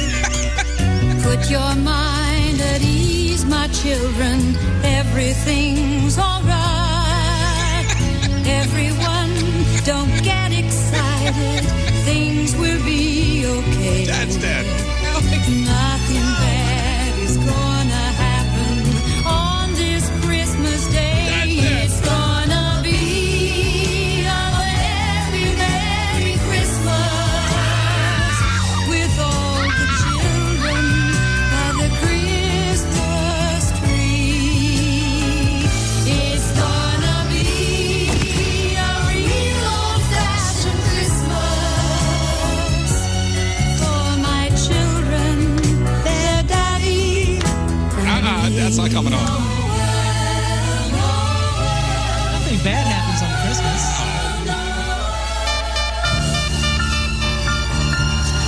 Ladies and gentlemen, I've just been handed the latest report involving bus number 5 out of New Haven. And from all indications, we're sorry to report that there were no survivors. They were burned alive. Oh my God, this just can't happen. What am I to do? Seems like Mom's lost her confidence by the second I verse. got left in life to look forward to. Oh, nothing. Who will walk me down the aisle on my wedding day? Dad's best friend, Jeff. Who is gonna buy me toys and take me out to play? Oh, that's the police telling you that Dad's dead. No, let them have a happy that's Christmas. how it ends. You don't do this to the people. That's how it ends. That's Could the you take a cops. picture? We can't We identify need the you to come- bodies. we They're need so you to mangled. dental work. There's a tattoo We on need the you to hand come down to the that board. says, "I love my kids." Is this your dad? Oh my God. Oh, The body is burned and mangled beyond. And that's how the story ends, guys. Merry Christmas, Merry everybody. Christmas. Thank you. The ending is what's amazing. It's amazing. Nobody, this gal don't care that 40 people were dead on a bus down the road. That's the whole tragedy. And our final play it out. She don't even care. Who is gonna buy me toys and take me out to play? Uh-oh, who's there? Oh! Merry Christmas, everybody. Why did Dad No, ring the it's doorbell late. at his own house? I missed my bus. Well, don't just stand there. Help me with these presents. It's gonna be a real. Yeah, 40 people are dead, by the way. Yeah. They are. I missed I'm not thinking about them because it's Christmas. It's crazy. There's 40 other songs that don't end this well. Yeah, exactly, dude. He never They came never out. got released. I missed the death bus. Isn't that great? Everything's There's 40 fine. other households singing a song that not ending nearly as cool. Everybody you ride the bus with every day to and from work is dead. Yep. Dude. Okay. Merry Christmas, everybody. Merry Christmas. We were talking about this in Australia. We were because El Jefe from NoFX was playing trumpet for us, and he was like talking about the worst Christmas songs of all time. We were talking about all these punk rock Christmas things, and he goes, yeah, this is the worst one. And he showed us what was the other one, the truck driver one. Christmas. Teddy Bear. Teddy Bear. He was talking about Teddy Bear, and we were talking about Christmas that. And I go, shoes. yeah, and I go, but have you heard Old Fashioned Christmas? And he had never heard it. We were playing it in the alleyway, and dude, when we got to that, he goes, oh my God, nothing will ever be worse than that one. That is I know the one. Lern will have the list tomorrow of the worst songs, the worst Christmas songs, and the fact that this is not on the list. Tragedy. Maybe it's just so far in its own league. Like this song is in its own It's league. almost it's parody. Right, but it's not. But it's not. Like this is legit. It's Linda Bennett. Linda Bennett is the artist. Linda Bennett, you win. An old-fashioned Christmas, parentheses, Daddy's Home. Yep. Who wrote it? The fact that it's called Old Fashioned Christmas kind of implies this is happens to a lot of people. It's like implying apple pies, figgy pudding, daddy being dead on the number 9 bus, but finding out he missed it and he's alive. You know, an old-fashioned Christmas. I mean, this sounds like Now, something. that's a very specific Christmas. This happens every year. It sounds like something so tone deaf it would have come out in the 50s. You guys know when this came out? It's very 2024. 70s. 1975. Yeah, it sounds 70s to me. It is of that. That's the same as Teddy Bear. It's like that storytelling, like what I would call trucker country, where it's like Right. it's just kind of telling you the step-by-step process of something that happened.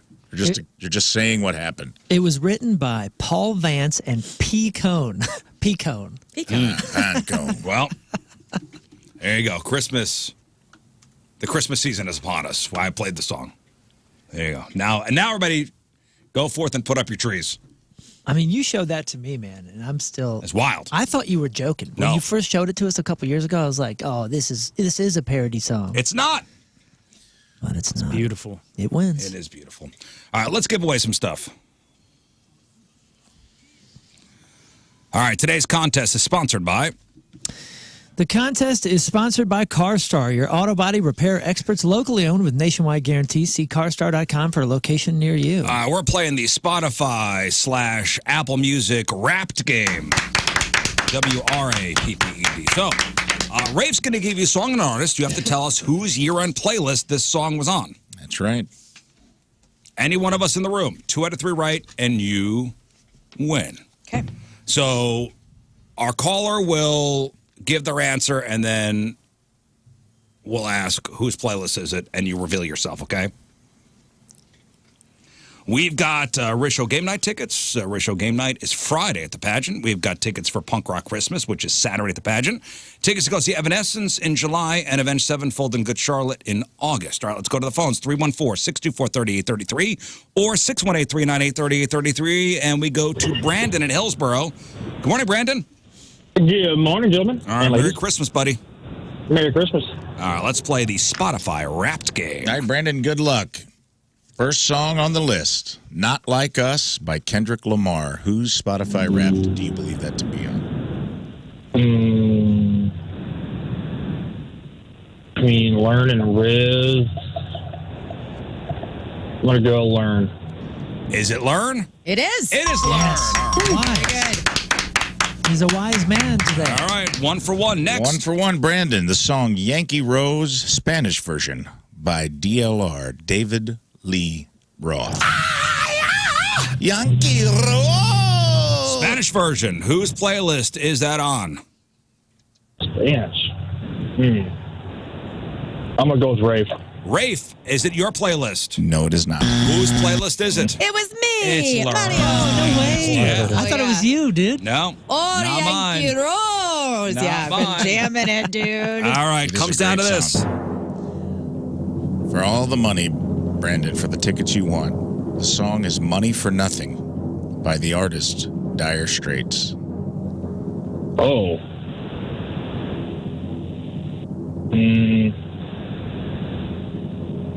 Oh, man. Dire Straits.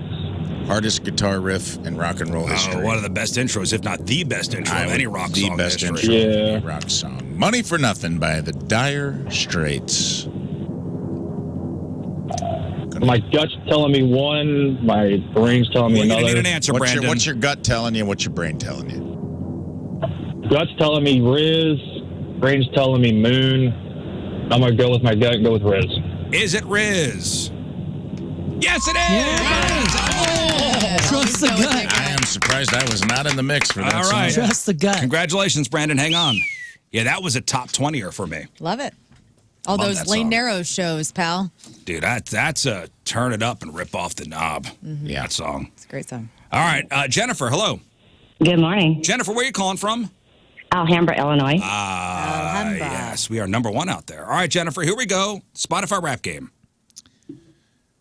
First song is the song Amber by 311. Rafe. Show me Rafe. Is it Rafe? Hell no. What? Whose playlist was that on? It was, Yes, that was yours. Yes. That was your playlist. That's right. That's right. That is my daughter's favorite song. You know what? I did have quite a few 311 songs on my playlist because they did play Point Fest. Right, and Nick Hexum is going to take your wife. That's right. Nick Hexum almost stole my wife. Only one of his abs. I was in a 311. I had a 311 phase this summer. But Amber was not on my playlist. You're like, maybe if I keep listening to Nick Hexum, my wife will look at me the way she was looking at Nick Hexum. And that's not true. Didn't happen. All right, next. You were close. For what it's worth, I had 0 311 songs on my, so you were close. Next song, Becoming by Pantera. Rizz. You said Rizz? That is correct.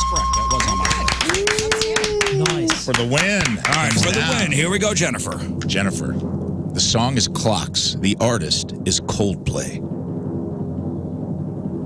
Moon.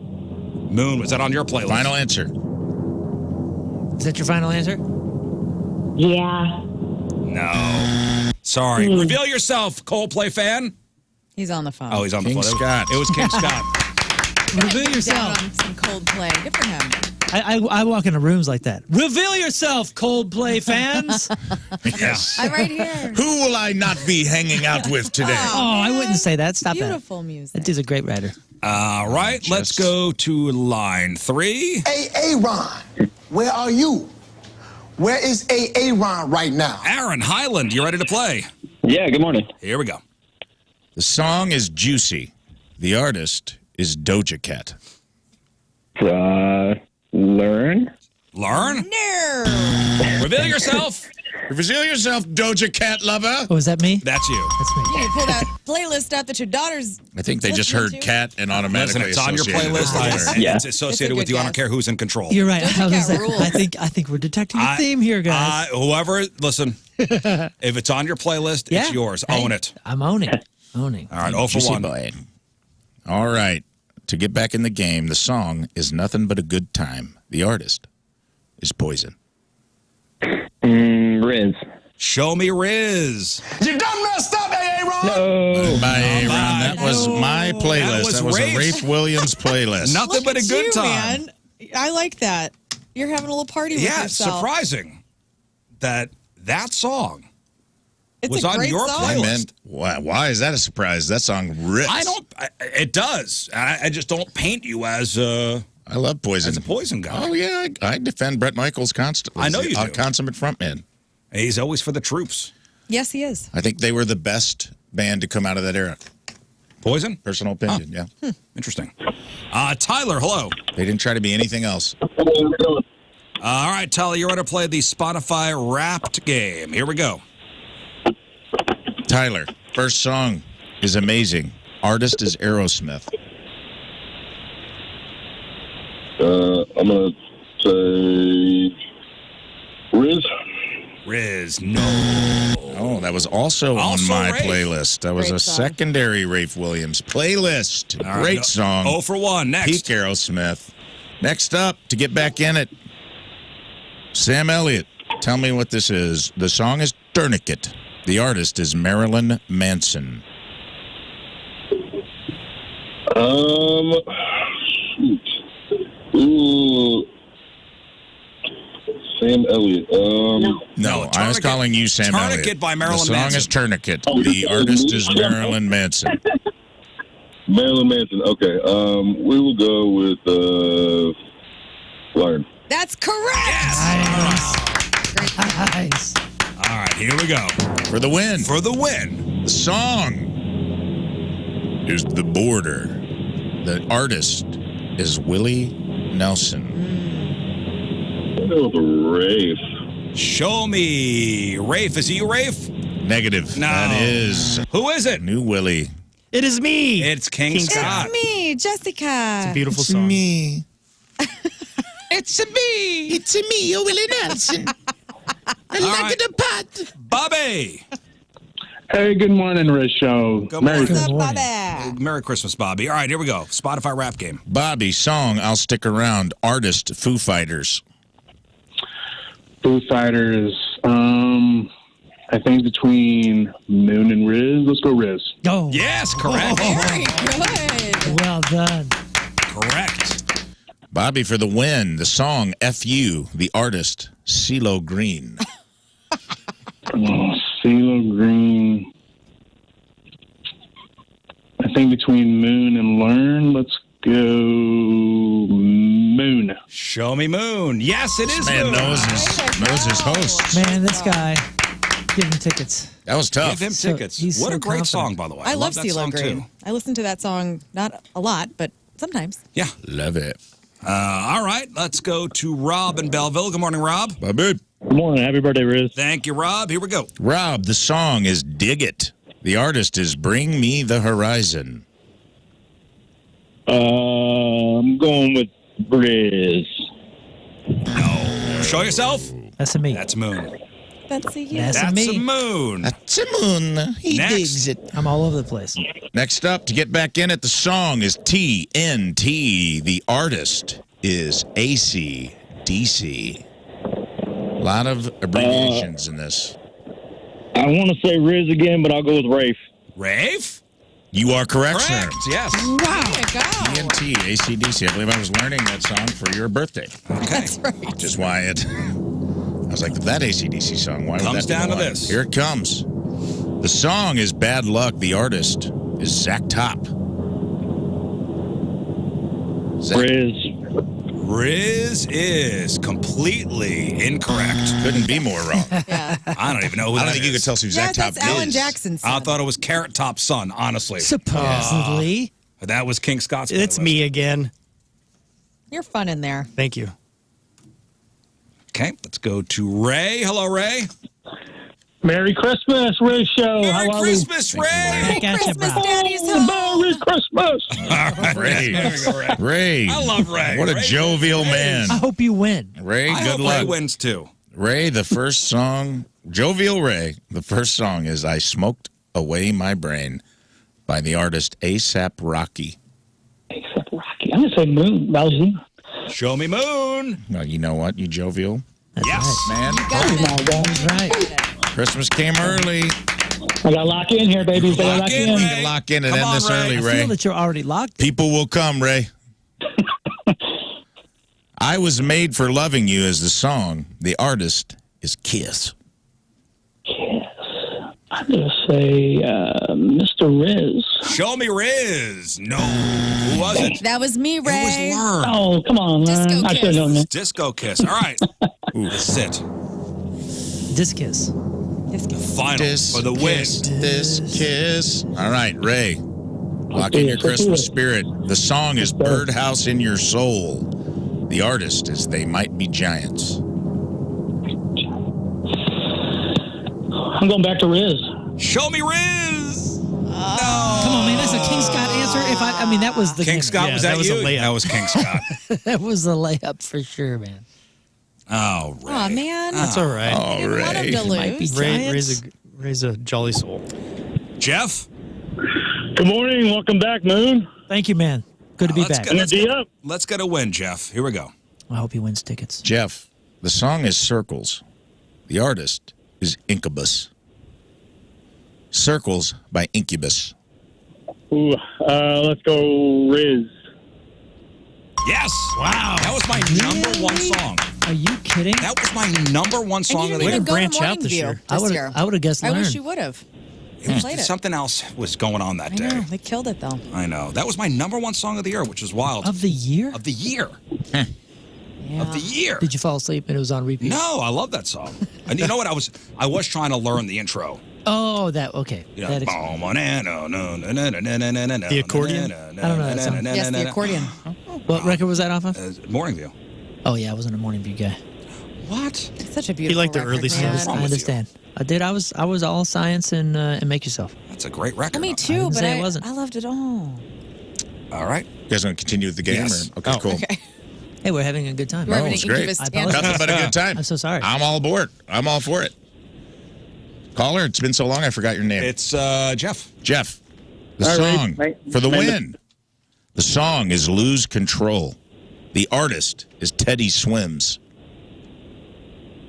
Oh, let's go Moon. Show me Moon. No, that was Who a was Rafe it? Williams Rafe playlist. Williams. Williams. Rafe Williams. All right.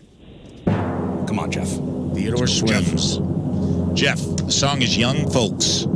The artist is Peter Bjorn and John. I have no idea. Lern. Show me Lern. I'm so sorry. No. That was Moon. Duh. Some of these are tough. Yeah. Yeah, this is little circles. We're on the Incubus tangent again. Here we go. You were learning this intro right here?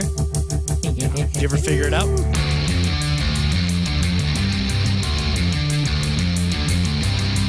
This song rocks. This was my number one. It's like Tool with different distortions.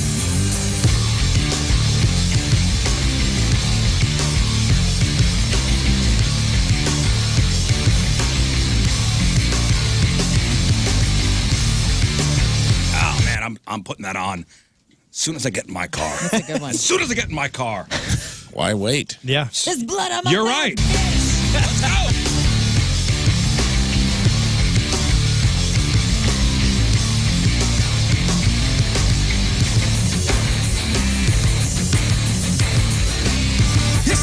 That's all you get. Circles. That's all you guys deserve.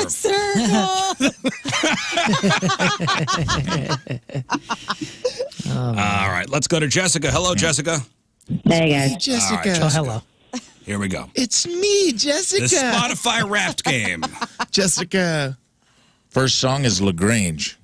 The artist is ZZ Top. Not Zach Top. ZZ Top. Rizz. Rizz, yes. Rizz, Yes. Yes. Yes. He was trying to learn the intro. Great intro. Oh, all right, fine. Let's go. Yeah, only Rizz songs. It's like let's Rizz go. Kids. We only get to listen to his songs. Yeah, yeah. Oh, well, I He got likes the no, computer. Yes. no Bjorn and Jan. I don't even know what the hell that is. Yeah, I don't Nobody either. knows I think it's the a tennis Bjorn and player, right? I have John. no idea what that is. Go ahead while I pull this up. Okay. While he pulls up LaGrange, your second song for the win is Never Fight a Man with a Perm. The artist is The Idols. Scott. Show me Scott. No. Who was gotta that? be That is Rafe. a Rafe Yeah, Williams. you talked about that band. That What is this? What is this right here? Williams special. Oh. Whoa. Meow, meow, meow, meow, meow. What does a cat say? Rumors spreading round.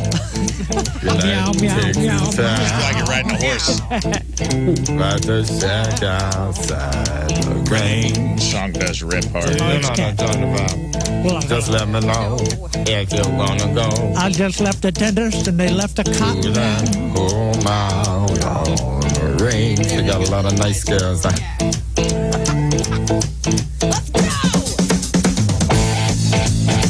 I'm racing. Dude, I'm listening to Circles and I'm putting this on next. Okay. Meow, meow, meow, meow, meow. I just All left right, you off the Jessica comes down to this final one here. Jessica. Cowboy Forever is the song. The artist is Faith Carter.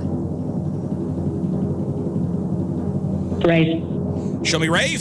Sorry, no. Who's that? That is. It is me. It's a King King Scott. Scott. It's a This is a king. It's a hard great game. song. Give that a listen. This is a hard game, yes. This is a hard game. It's a hard game. There's some overlap here, The too. intros Neil. are incredible on that. Yeah, good morning. All right, Neil, here we go. Neil, the song is The Man from The Killers.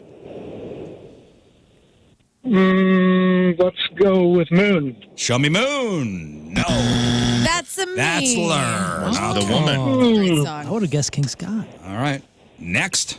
To get back in it, the song is Straight to Hell. The artist is The Urge. Moon. Show me Moon. See you later, buddy. Sorry. That's me. You were learning the It's intro? me. I have a lot of Urge on my playlist as well. Yep. All right, final contestant. Let's go to Mike in Winfield. Good morning, Mike. Hey, good morning, guys. All right, Mike, final contestant. Here we go. The Spotify rap game. Let's end on a high note. Mike, good luck. Let's do it. The first song is Black and Blue. The artist is Vince Staples. Let's go, Rafe. Rafe. Good guess. No. That is Moon. It's actually Moon, which Yeah, I'm surprised. That surprised me. Okay, yeah, me too. Great. I had a feeling. All right, next. Somebody else on your playlist. The next song, to get back in it, Think I'm in Love with You. The artist is Chris Stapleton. Lern. Show me Lern. That is correct. Yes. Nice. Okay. There we go. Pressure's on, dude. That's on Rips too, by the way. Before you, It's got a sexy beat. The final. Let's get the panties dripping today.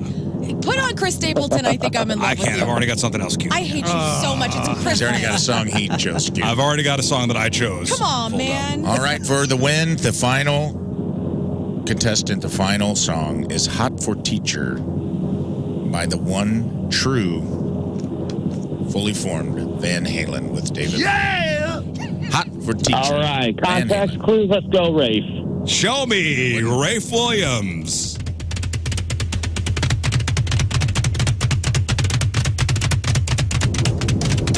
No, that was me. Dude, it's going to be Georgia, the jungle. Circles. It's going to be And Chris LaGrange. Stapleton. Let's And go. then Hot for Teacher in my car. Damn it. I'm sorry. What was the song? Think I'm in Love with You, Chris Stapleton. I don't Brad. know that one. It's a You don't ripper. know this one? Oh, my think God. I'm Sing it to your in wife love. when you get home. Good Lord. Is it a compliment? I think. I think I'm in love. Oh, this just brought us to a different place. Yeah, this is I don't know if I wanted to. Listen, I didn't know if I get wanted to in go this here. place. Let's go. Think about this, going home to make love to your wife. Yes. Just finished listening to Hot for Teacher, so your blood's boiling, and now you need to get it to a slow simmer so you can last a little while. Baby, do you ever wonder whatever happened way back when? If I God. see you again, baby, do you ever wonder? Oh, you might wish things could change. I know this might sound strange. What's that sizzling sound? That's panties. Oh, panties are just sizzling Yeah, off. they're just burning off. It's like a gas stove. Oh, Just let man, it what's happen. happening? Thought about thinking through. I don't know this song. Every time I do, I find I wanna make your dreams come true. Look, I'm in That's love. wife. I'm in love with you. Yeah, give me that slow play. Sizzle. Yeah, he's giving that guitar slow strokes. Thank you for that. I appreciate was getting you, way Scott. too turned on. Daniel Rizzuto. I was Me getting too. way too turned on. Bad things were going to happen here. All right, we'll out take the a break. hours. We'll come back. We got some of your emails. What happened? Well, every time this happens, people drop off food and then pandemonium is happening. You created the pandemonium. I did not. I opened a bag and then I started handing out food. What's in the box lunches? Thank you for lunch out in Maryland Heights. This is great. I got a Cuban sandwich. Oh, a Cuban. Box lunches. Everything from turkey, roast beef, vegetarian, chicken salad, pasta salad. Oh. They look, Why'd they, you look at me when you said that? Because you're big old pasta. I don't know. they even got breakfast. Breakfast, lunch. Thank you. What's in the box lunches? We're going to I'm excited. tear it. What do you got there, Lern? This is the jackfruit. You wouldn't want any part of this. Looks It's good. a vegetarian Yeah, that looks experience. incredible. Jackfruit. Thank you, Michael Winslow. You're welcome. Doing eating sound effects. Hey, today, by the way, is National Christmas Card Day, just so you know. So, this is a last-minute reminder. Hey, if you're planning on getting holiday cards out this year, you gotta get on it. Get on it now. So, Time.com is an article on how to write the perfect holiday card. Really? The perfect holiday card. Okay. You ready? This is according to Time.com. Okay. First off, you got to decide what kind of card you want to send. A good card. What do you hope it will accomplish? Do you want to deliver general holiday cheer, express gratitude, reconnect with old friends, fill an extended family on what's been happening? How do you feel about that? You get the essay. Oh, the updates. I like it. Yeah. What's little Sally's playing soccer this year? Sometimes I want to know the juice. You know what I mean? Like what they don't share on Facebook. Yeah, but it's never any salacious. But you know, maybe this year put a little something in there. Put a little Yeah, make something it juicy. salacious. Make it juicy. All right, then you got to personalize it. Even if you're sending cards in bulk, try to personalize each one in some small way. You keep it brief. Maybe tack on a quick line like, "We hope your new job is going well." and number 3 is have some fun. You know, you've seen or given cards that are generic, so make it more fun by doing something unique, adding personality. Throw a little glitter in there, huh? No, don't do that. Oh, glitter bomb. Don't do that. Add a surprise. This extra touch you could add if you have a more selective list and aren't sending out hundreds of cards. Include the date. A lot of people save cards, so make sure you include the date, especially if you're including photos, a letter, or a family update. Decorate the envelope. This little creative flair. Insert it the correct way. The fold should always point downwards. And as you look at the back of the envelope, the front of the card should be facing you. Oh. Double check names. The ultimate holiday card faux pas is getting the recipient's names wrong. And finally, don't worry if you don't get them out on time. It's the thought that counts. So don't worry if it ends up being a New Year's card. Just, guys, don't let it stress you out, okay? Fine. Okay? It'll be all right. Yeah, I got a text yesterday, I'm sure we all did, from Dan, your friend Dan, who was sending us all Christmas cards and asked for our addresses. He was upset. He was upset. We made him mad. That he's trying to extend his love and friendship, and that we mocked him on the air for sending a Christmas. Are you a Christmas card guy?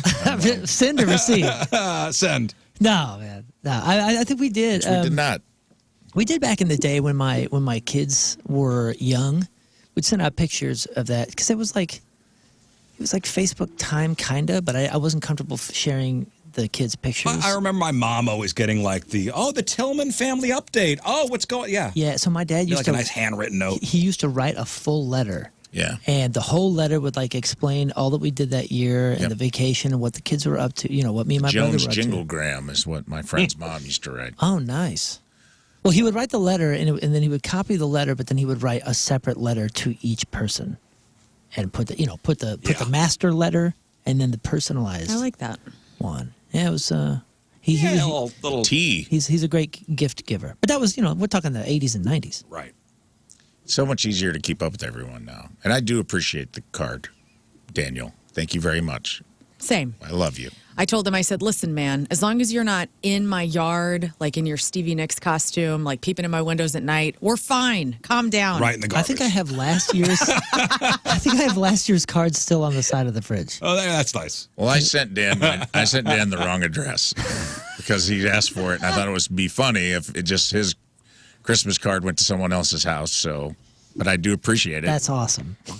I'm sure he appreciates the waste of time and stamp. All right, let's get to some of your emails. RizzShow1057thepoint.com or through the instant feedback through the 1057 The Point mobile app. Emails sponsored by Glenn Brothers Garage Door. Garage door giving you trouble? Call Glenn Brothers Garage 618-900-4239 or glennbrothers.com. Okay, let's start here. Okay, this is a big one. Everybody buckle up because you're going to be needed here. Here we go. Hey, I could use your advice. I'm a female chef in management at a local place here, and I'm not going to disclose my official title, obviously, anonymity. My counterpart is awful. He makes my life at work hell. This dude is rude. He's condescending, and he makes negative comments about women in the kitchen. I could really dive deep into everything he does, but that would take all day. To top it off, this guy is not a good chef. His food is bland, never composed, is lacking in personality, and I don't know if he's ever heard of salt. Chef Boyardee has better product. His knife cuts look like a spoon. I even attached a picture for reference. Listen, every time we have a tasting for new dishes, he gets mid to negative feedback from our higher-ups. He only has his job because he is good with inventory and paperwork. I'm thinking of buying him a gift card to a local cooking school as a Christmas gift. Not to help him out, but just to make him feel bad. I know he is insecure, and this would really sting. I would also like to get a small gift card for a coworker I like to cover my tracks. I'd like to make it seem like I'm buying these only to support a local business. Thoughts? Am I taking this beef too far? Do I need to just chill, or should I have some fun and gift myself a little trolling for the holidays? Love the show. Man, it sounds like you're miserable at this place. Miserable. I think maybe it's time to start looking for a new job. You think so? But what about the gift? A cooking school for a chef. I mean, those are not cheap. Right.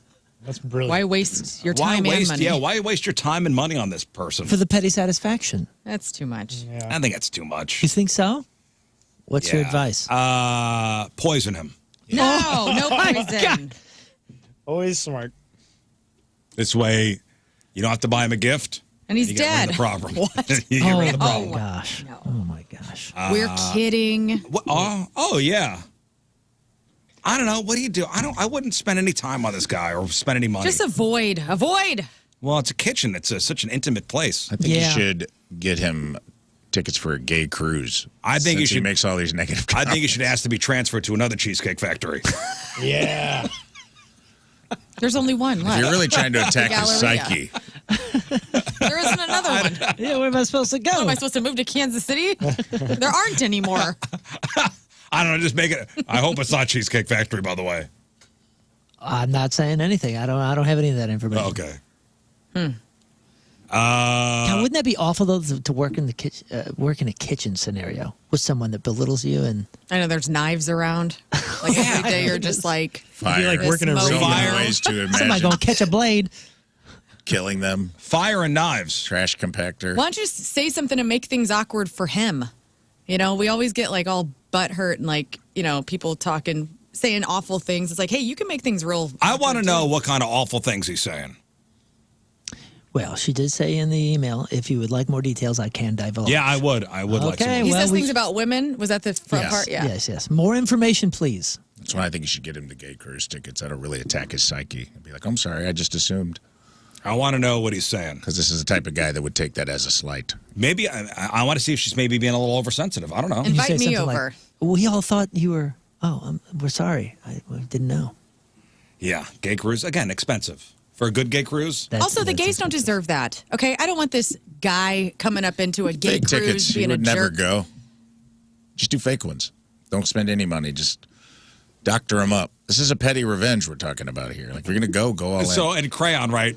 Ticket to one I'll gay make it look cruise. real. Yeah, like And then those one license gay plates. One gay cruise. Make it like a raffle thing. One gay cooking cruise. Just double down. Be like one gay cooking No, cruise. it's good. This is good. This is valid. And this guy will be upset. Good for one gay cruise. It'll There you attack go. all of his insecurities at once. Yeah, I want to know more. Please let us know. And why don't you tell management? Like, if this is not, like, if you're so miserable, Management's probably involved too. You know, sometimes they're just jerks. or maybe they everywhere. don't know. Maybe they don't know. Maybe they're not aware of what's going Possible. on. Depending on where you're at, I'll be honest. They let a lot of stuff slide in the kitchen. It's hard to get good people back. It's hard to get people back there. Especially right now. I've seen the bear. I know how it works. Yes, chef. I know exactly how a kitchen Yes, gay chef. Start saying that to him every time he hands you something. Next. Hey guys, I love the show. I listen to the podcast every day. With that said, I've heard Moon talk about growing up in South County. He refers to Watson Grants Farm area as being in South County. Now, I grew up in Kirkwood, and I've always considered that area West County. Just wondering is there some boundary that between Northwest and South County? In my opinion, West County is Gravois to Dorset on the 270 loop. Just a thought. So West County is. This guy grew up in Kirkwood and thinks he's in West County. I'm sorry to say, but I think Kirkwood is kind of in its own no man's land. But if anything, it is South west of County. 270 is. West of 270 is West County. Yeah. I think anything south of 44 is 100% South County. Yeah. Including Kirkwood. Yeah. Including Webster. Yeah, but Lindbergh isn't south of. Wait. Yeah, it is. Okay. What do you mean? Lindbergh goes north-south. Right. Lindbergh High School is Kirkwood is north of. definitely South County. Kirkwood is north of 44, though. Right. But it's also south of 44. Lindbergh runs. Oh, boy. There's a section of it. Like I said, Kirkwood is somewhat Kirkwood's of its own mid-county. thing, but it is certainly not West County. When does Lindbergh start curving? Lindbergh starts curving right at Sappington. Because see, to me, it kind of hits South County is that curvature of Lindbergh down there. It goes down to Gravois and then crosses Sappington, and by that point, it's running past Lindbergh High School and Right. going. You know what I'm saying? Yeah. But that's all South County to me. Now I do understand that people not from South County assume South County is just Jefferson County. They're like South County. That's Jefferson County.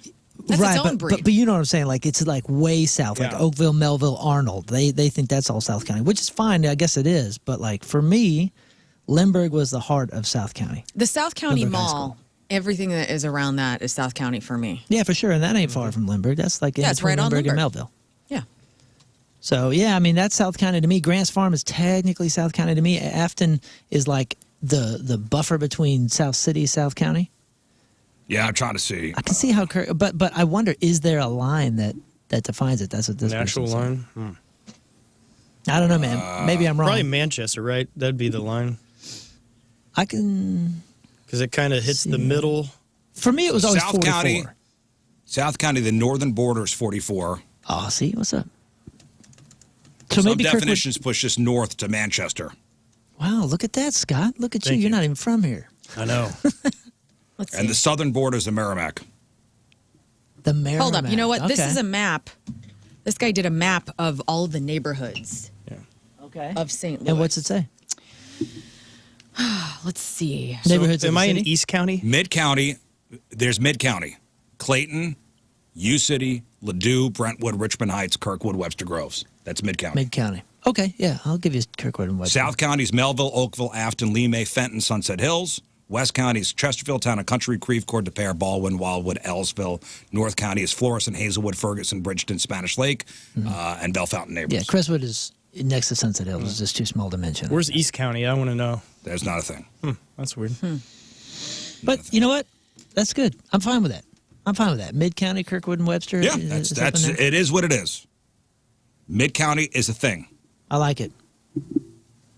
There it is. Next. I took my van in for inspection. It failed. The mechanic quoted me $1,800 to fix it, and I told him I couldn't pay for repairs right away. Next thing I know, they call me and say, "Hey, it's done," and I owe them $1,000 because they already did some of the repairs that I never approved. The van still does not pass emissions because they stopped, and now they're threatening to impound it if I don't pay within a week. Is this normal for a shop to do this kind of stuff without permission? What the heck can I do? Wait, they want to impound it for what? I took my van in for inspection Yeah. and it failed. The mechanic quoted me $1,800, and I said I couldn't pay for the repairs. And they said, "Well, we already did some of them, and you owe us $1,000." Oh, so they did work without asking? That's what he says. Oh. What can he do? And is this normal for a shop to do something without permission? So they asked. Not that I'm Man, aware not of. that I know of. That's a Usually you got nightmare. to sign something. Yeah, I don't know what the rules are here because I've never signed anything. What sketchy place did you go to? It doesn't say. Huh. Well, they tell you, like, hey, this is going to cost this much. Do we have permission? Right. Yeah, because they're not going to waste their money if you don't have the money. Well, I mean, maybe you're taking your stuff to like more higher end places than this. I've gone to a couple. Listen, I went to a couple small neighborhood places because the only thing I could drag my car to a couple times, and things do work a little differently depending on where you're at. And I will say, I had a bad experience. That wasn't like this guy's, but it was one where I was like, "Whoa, this can get sketchy fast." Well, I mean, they got to give you an estimate. That's why you got to find somebody you trust. It means everything. Having a mechanic that you trust means everything. Well, when you drop off the car, they usually sign an initial work order, and then they give you like an estimate, right? Usually the mechanic can't exceed the dollar amount you authorized in the first step, right? So what does this guy do? Unless you bring it in. I mean, if you bring your car in, let's say you go to wherever, I don't care. Even if it's just a dealership and you say, "I'm bringing it in for an oil change and a tire rotation." They're not going to give you. So if you schedule an appointment and you're like, "I'm getting this vehicle repaired for emissions," that's what you're bringing it in for. It might be within reason for them to start working on your car. Now, if you just drove up and you're like, "Hey, I'm having a problem with emissions. Can you guys fix this?" So I don't know. I don't know how they schedule So appointments. this is in Missouri? Yeah. This is in Missouri. They're protected. There's laws. So number one, so it's the Missouri. The laws are quite specific regarding auto repair under the Missouri Merchandising Practices Act. Of course, everybody knows this. Oh, yeah. Of course, yeah. NMP. A mechanic generally must get your permission before exceeding an estimate or doing unauthorized work. Here's the breakdown of your rights. Mechanics, correct me if I'm wrong. You have the right to an estimate. Missouri law states that if you request a written estimate for repairs, the shop must provide one. However, the critical protection kicks in regarding price increases. There's the 10% rule. If you've authorized a specific amount of money for a repair, the mechanic cannot charge you more than 10% above the estimated price without obtaining your specific permission. So, example, if you authorized a repair for $200, the final bill cannot be more than $220 unless they called you and you said yes to the extra cost. Oh, that's fascinating. Then there's the unauthorized repairs, which I think this is. If a mechanic performs a repair that you did not authorize, and it was not part of the original written or oral agreement, you are generally not legally obligated to pay for that specific unauthorized service. Heck yeah, dude. Go in there and get your car and peel out. Yeah. The Missouri Attorney General's office notes that it is a deceptive practice for a shop to, 1, charge for repairs that were not authorized, 2, represent that repairs are needed when they're not, and 3, represent that a repair has been done when it hasn't. Go get your ride, dude. Now, here's the tricky part. If you refuse to pay the bill, a mechanic has the right to keep your car until the bill is paid. However, if the bill includes unauthorized work, you must protest the unauthorized charges before paying. And if you need your car back immediately, you may have to pay the bill to lift the lien, but you should write paid under protest on the check and the invoice copy. This preserves your right to sue them in small claims court to get that money back. Oh, what a hassle, though. You have to have the money up front. I'm going to start putting it on every check just in case. Yeah. This guy's Protest saying payment? though, Yeah. that he doesn't have the money. So I think he's SOL. Is a food lawyer available? If your car's made of cake. Which it is. It's out of his purview. Next. Hey, Rizz Show, long-time listener, first-time emailer here. I'm getting married in October. Gosh darn, we missed it. My friends threw me. right. My friends threw me a Rizz Show themed bachelorette party. We played Mind Meld, Simpleton Trivia, and Do It Bitch, though none of us could actually finish a round of Simpleton Trivia. I always drive my friends crazy because I'm always saying, oh, I heard this on the Rizz Show during conversations. So my partner and I even save episodes for long road trips. Just wanted to say we love you guys so much. Hey, and if Rizz wants to make a speech at our wedding reception at Blueberry Hill Duck Room, the mic is open, Well, Joanna. I guess. Hey, congratulations, if I get in Joanna. the time machine and go back to October when this email was written. Yes. Yeah, I'll be there. 100%. Maybe in October I'll be there. 2026. Oh, Congratulations, just kidding. man. I've Just got kidding. plans. How cool is that? A Rizz Show themed bachelorette That's party. amazing. first. That's Yeah, that's so amazing. cool. Super fun. That's awesome. Clever. Congratulations, guys. All right, one final one. Aloha, gang. Just a funny tidbit. When you guys were talking about the witch high school talk about being from St. Louis, I immediately thought about it here in Hawaii. This is Hall Ryan. Big fan. You know, we know Yeah. Ryan from Hawaii. He said, Ryan, like you yes. said, it's actually the same question gets asked here in this part of Hawaii. And ironically, the snooty high school that we always, we were always talking about Ladue here. Right. Their Ladue churns out pro athletes like Marcus Mariota and Tua. And it's called St. Louis High School. Oh, really? No. Really? So, of all places for this whole high school thing to be also alive, it's Hawaii, where St. Louis High School happens to be the snooty one. Sent from my iPhone, Hall Ryan. All right. Started Thank you, that. Orion. He's a nice guy, Hawaiian Ryan. Yeah, lovely. At dinner Hawaiian when I Ryan. was in Hawaii, very, very sweet man. All right, we'll take a break. We'll end with some sports. All right, Moon, what do we got? Sports presented by Chuck's Hot Chicken with 5 area locations. Chuck's is the locally owned hot chicken spot, voted best fried chicken sandwich in Missouri. Monday Night Football was a nightmare for the Eagles and especially Jalen Hurts. This dude, overtime loss to the Chargers. Hurts had a 5-turnover game, Yeah. 5 turnovers, including one play that was crazy. This dude managed to commit 2 turnovers in the same play. Wild. He threw an interception. The defender fumbled the ball during the return. Hurts recovers it, and then he immediately fumbles it back to the Chargers. Gosh. That was the first time a player has done that since stats started being tracked in 1978. Awesome. Good job. The Eagles lost 22-19, and they've now dropped 3 straight games, including, Well, in a parallel, we have also dropped a few straight games. yeah, it's all tied up now, 7-7, Rizz Show, Fast Lane. And since I picked the Eagles last night, I will be facing the punishment tomorrow Yeah, as far as shots. I got all the math, and it sucks. We are tied up 7-7 with the fast lane right Yikes. now. In addition, sports tonight we got St. Louis Blues back on home ice. They're hosting the Bruins at the Enterprise Center. Puck drop is 7 p.m. I'm Moon. That's your sports because doing the bull dance, feeling the flow, working it and working it. Thank you. All right, that is it for us. If you missed anything on the program, make sure you check out the clip of the day brought to you by Michaels. Also, the podcast brought to you by Dobbs Tire and Auto Centers, and that is not sponsored. That is titled Quentin Tarantino is a Bogan. Yep. All right. Thank you, Dobbs. Thank you, Michaels. All right. What else, Moon? You know what? Punk Rock Christmas on Saturday. I'm so thrilled. This is going to be a freaking great weekend, starting with Rizz Show Live on Friday, and then Punk Rock Christmas on Saturday. I'm ready to party. I'm back. Let's go. Not jet lagged at all, and I'm freaking energy up. Do you invite Danny Carey to Rizz Show Live by chance? He can't make it. I just did the Go Chiefs, and we just talked about our gourd fandom. That was pretty much it with Danny Carey. Dang it. Okay. All right, Lern. Please follow us on the socials. Everything that's going on with our lives, it's amazing. And honestly, it's the only thing that's going to get you through the holidays because this Friday is it. Yep. Okay, so thank you. Goodbye. Rafe. Rizz Show Live Friday. Saturday, I will be at the Den Theater in Chicago with Randy and Jason Sklar. They're brothers. They're twins. And I will be doing shows with them at the Den on Saturday. All right. Scott. If you like free entertainment, come out Wednesday, Thursday, 2 shows Saturday, and 1 Sunday for the St. Louis Family Church Christmas production that I'll be singing in. And you go to slfc.org to get all the info. And make sure to follow King Scott Rules on TikTok because I'm going to need your help. Okay. That is such a beautiful Christmas program, by the way.